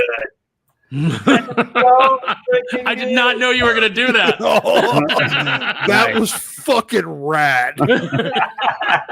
Deal before doom. So, Jim, do you sing the lyrics? Yes, I do. I cannot sing. I can't talk sense. I think that's what happened with me. That's what happened to your problem. uvula. I think that's what happened. But yes, yeah. You hit the falsetto. Well, and I'll you'll tell be you, we got the black and white campaign. So I have a tagline: in a world where law and order is often blurred to gray, justice can only be black and white. So that's a lyric right there, man. There it Nice. is. Art, Jim, are you taking up the Pepsi challenge? Nice. Art, if I could talk. Art, will you be having a second chance campaign for people like me that missed black and white the first time? Possibly, and there with that campaign there may be a black and white in black and white. So I might do kind of like a stripped down version because I'm really happy with the way the inks looked. The colors are great; they're fantastic. But I don't know about you guys, but I really like to see like comic book inks. Yes. I really like that. Yeah. So I may be doing that, and I'm going to do a second chance for Chrono Mechanics, which is my more animated adventure. So they're time repairmen. So those are the three projects. I may do a Fund My Comic ash can. There's 8 pages of the 94 black and white that really haven't seen the light of day since 94. So I might bring that back for Fund My Comic, give them a little bit of love. And then at the end of the year, hopefully sooner, Aaron and I will be doing black and white volume 3, Sins of the Father. So that's going to be fun. I got a ton of work today on it. Art's putting the spurs to me. He's like, must go faster, must go faster. So yeah, I'm trying to, I got to be honest. This is like one of the tougher things that I've ever written, and it's because I'm intimidated. Are you serious? Oh, a little bit, because it's like, I'm so used to just kind of, even when I've worked on like licensed stuff, I've always kind of like really had like this free reign, and there hasn't been like any like level of expectation. Like I don't have an industry legend who's like, yeah, no, this needs to be this way. Like, so yeah, like I'm writing I've like kind of reworked the action sequence like 5 different ways, and then I end up like psyching myself out on it, and so yesterday I had to just go like, okay, like everybody's like, walk away for a little bit, let it reset in your brain, and I was like, all right, I have to do that. But yeah, there's a little bit of pressure because this is your baby, and so it's like, not only do I have to satisfy the fans of black and white, which is already intimidating, but I have to satisfy you as the creator. So it is a little bit of a different experience for me. Well, so far, everything that I've seen, everything that we talked about is absolutely fantastic. You get it. You get the characters. You get the world. And that's, for me, that's the most important aspects. So we'll iron out the details of the story. It's mostly just, for me, I want to try to get things done a little quicker, just because I was very self-indulgent on Volume 2, and it took me a little bit longer than I wanted to. So I just don't want to push my luck with Volume 3. Absolutely. Yeah. Very nice. Mr. Thibert, you said you've gone back and you're reading some old comic books. Do you have a comic book you want to recommend, new or old, today? Oh my gosh. You know what? What is it called? It's Sean Gordon Murphy's White Knight? No, it's the Ghost. What is that called? Tokyo Ghost. Tokyo Ghost. Mm-hmm. Yeah, Tokyo Ghost is what I'm reading right now. And we were talking about just like, I wish I had it close, but just like stripped down, like just black and white art. Like Image put out those full size kind of 11x17 Tokyo Ghost. Artist editions. Artist nice. edition, all black and white. Oh, holy shit, man! You guys want just to be entertained. Like, you don't even have to read the dialogue. The dialogue's like a plus. You know what I mean? Like, that's like icing on the cake. But just the visual, just stunning book, and the storytelling's done so well. Really, you can follow it without the words, and then the words just kind of, like I said, icing on the cake. I think it's some of Sean Gordon Murphy's best work, especially that oversized. Mm-hmm. So I think if you guys haven't checked out Tokyo Ghost, pick up those and check them out. Very nice. Jose DeB says, I know how Doc is critical of X-Men. So were there any portrayals or actors you enjoyed in the Fox films? Was there a favorite X-Men film? This is a question for me. Yes. You know what? Actually, I liked James Marsden as Cyclops. Mhm. He had that very kind of stoic, not very, he didn't emote a lot. And I think for Cyclops, that's what you needed. So I like James Marsden's Cyclops. You know what? I will agree. I hadn't really thought about it until you said that. He really is the best casting, and I think Xavier was pretty good. Yeah. The rest of the casting I really didn't care for. Yeah. I love Hugh Jackman as Wolverine. I just wish he was digitally shorter. Yes. Doc, your favorite film is Days of Future Past, not X2. Yeah, I'd say so. Although X2 is really close. But I'd say Days of Future Past was probably, and then followed by, First Class. Yeah. Very nice. Mr. Sparrow, we did your theme song that Jim did up for you. Congratulations. Everyone's loving it. It's the hottest thing going in comic books today. Do you have any books you want to recommend? Duke was this week, right? Yes, Duke. I read I read the digital copy. I'm gonna go pick mine up tomorrow. But my physical copy. But so Duke is my recommendation this week. No big surprise there. Pretty Loving damn the G.I. good way Joe to stuff. finish the book. Mm-hmm. Were you excited? I am excited. It's funny because it's like I'm so excited for where this universe might go, and then I look at Kelly Thompson writing Scarlet, and I'm so terrified about where it might go. So like this is the razor's edge, right? This is like the line from Lord of the Rings. The quest is on a razor's edge, and could just could go either way. So we'll see how it goes. But it's been a great ride so far, and if nothing else, at least we got a good 5-6 issues out of these books before the fall. Very nice. Next up, Sully.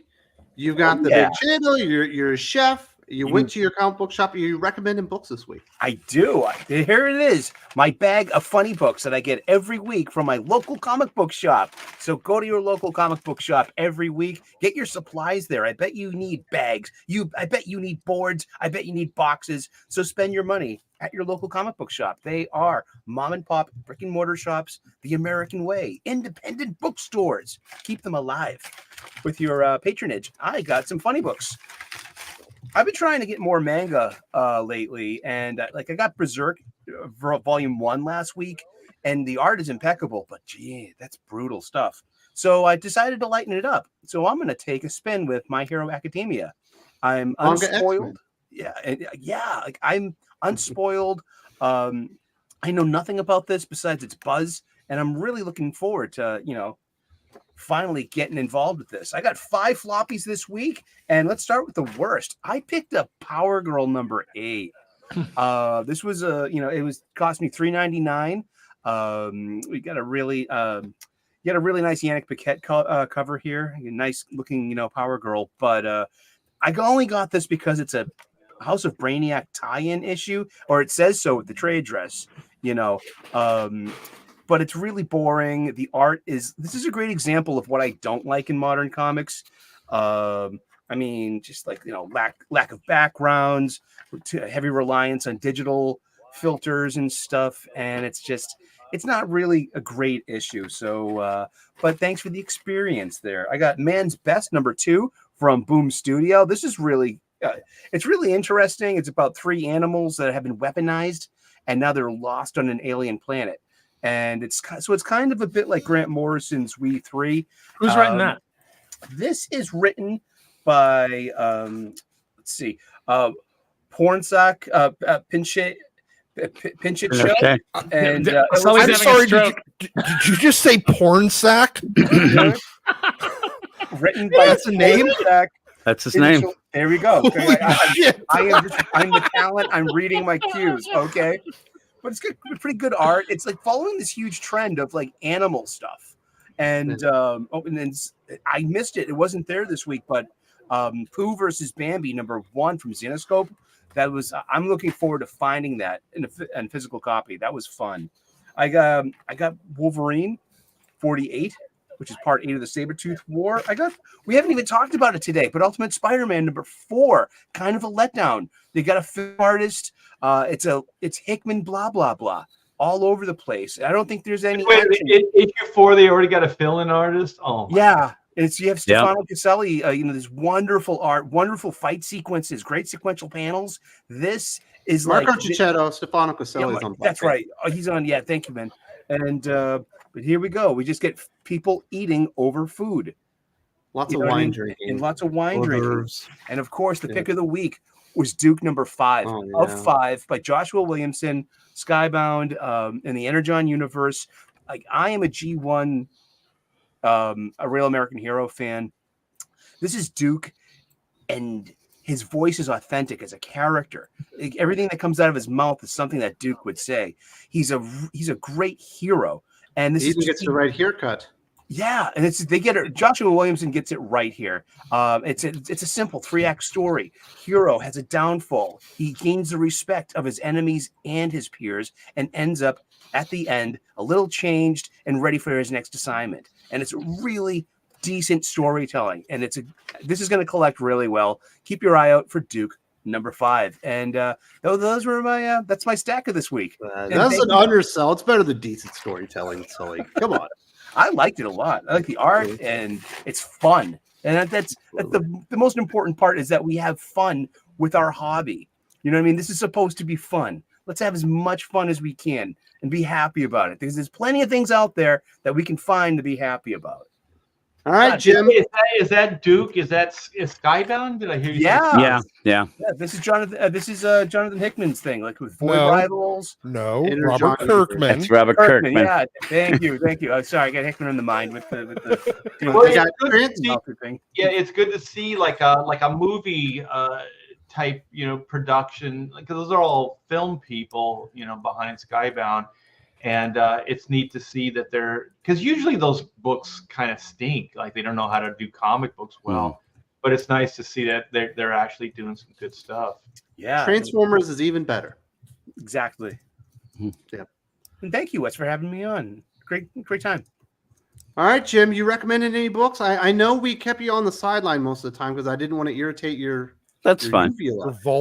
I would love to give a shout out to Sully's porn sack first off, but I'm going to go. Sully, we don't want your big sack of porn. Yeah, right. It is full and coming over right now.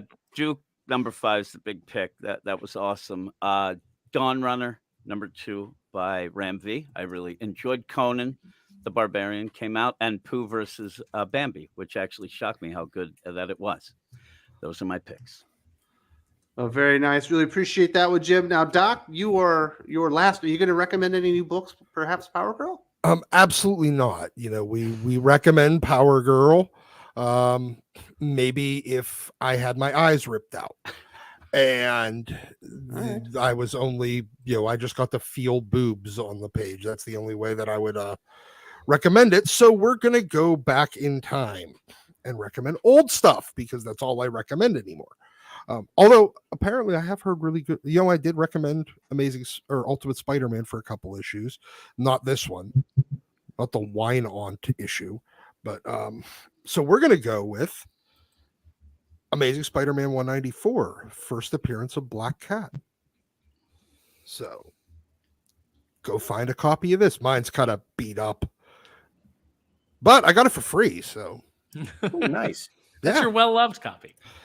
And then some early Daredevil. I've started buying some very early Daredevil because they're actually relatively reasonably priced.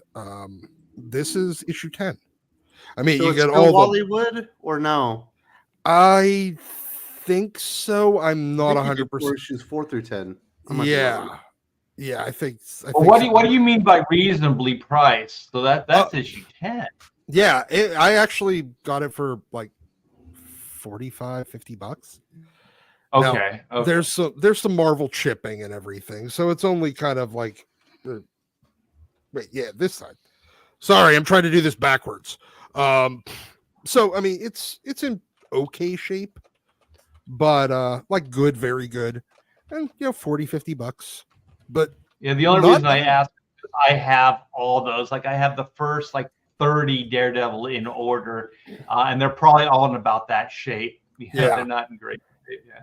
Yeah, but I just picked this up the other day. I mean, I got it on Whatnot, so I think there was like 8 people in the stream, so I think I kind of ripped them off a little bit, maybe. It is still Wallywood. There you go. Perfect. Yeah. Then we're gonna go with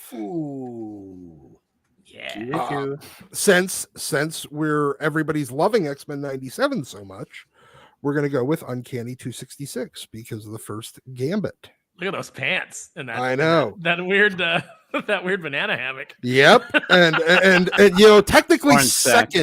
technically second Gambit because Uncanny X-Men Annual number 14 actually was published like and released like 2 weeks before this, and Gambit's in there, but this chronologically is the first. It's just because of a release schedule, but this should have come out first and didn't. So, piece of useless trivia. Then we'll go with, well, I think Art, did you do inks on this? Uncanny 269. This is one of my favorite issues, but mostly because it was just, you know, hot women that were barely naked or barely clothed, cat fighting for like 20 issues and then like falling into a heap at the end. It was kind of dope. Plus, but it resolved some big story elements that it did. It resolved some story elements, and we got Savage Land Rogue out of this issue. Yep. Yeah, we did. That's right. So, and then we're just going to go with, I started picking up a bunch more of these little 4-issue 80s, the miniseries. So this one's the X-Men Avengers, and it's Mark Silvestri art. Wow. Nice. Oh, this was, I think, before he got this is what kind of landed him the Uncanny X-Men gig a few years later, or maybe a year later, right after he finished this miniseries. But yeah, I think this was I don't remember if it was Terry Austin or Dan Green that was inking him on this, but it's really nice. So it's a fun story. It's a 4-issue miniseries. They had a bunch of these in the 80s. So go pick it up. Very nice. Doc is always showing off in front of everybody. Doc is right. Hashtag Doc is right. Yeah. So Jim, someone said that you went straight diva, and I'm having to pay you by the word. Is that what it is? By the word, yes. And you're going cheap on me, so yes, that's indeed. right. I told the guy I might be easy, but I'm not cheap. So there you go. $20 is $20, you know. Exactly. Do want to say thank you very much to everybody. Obviously, a special thank you to Mr. Thibert, and we will see you next week for the Comics Aficionados live stream. Bye.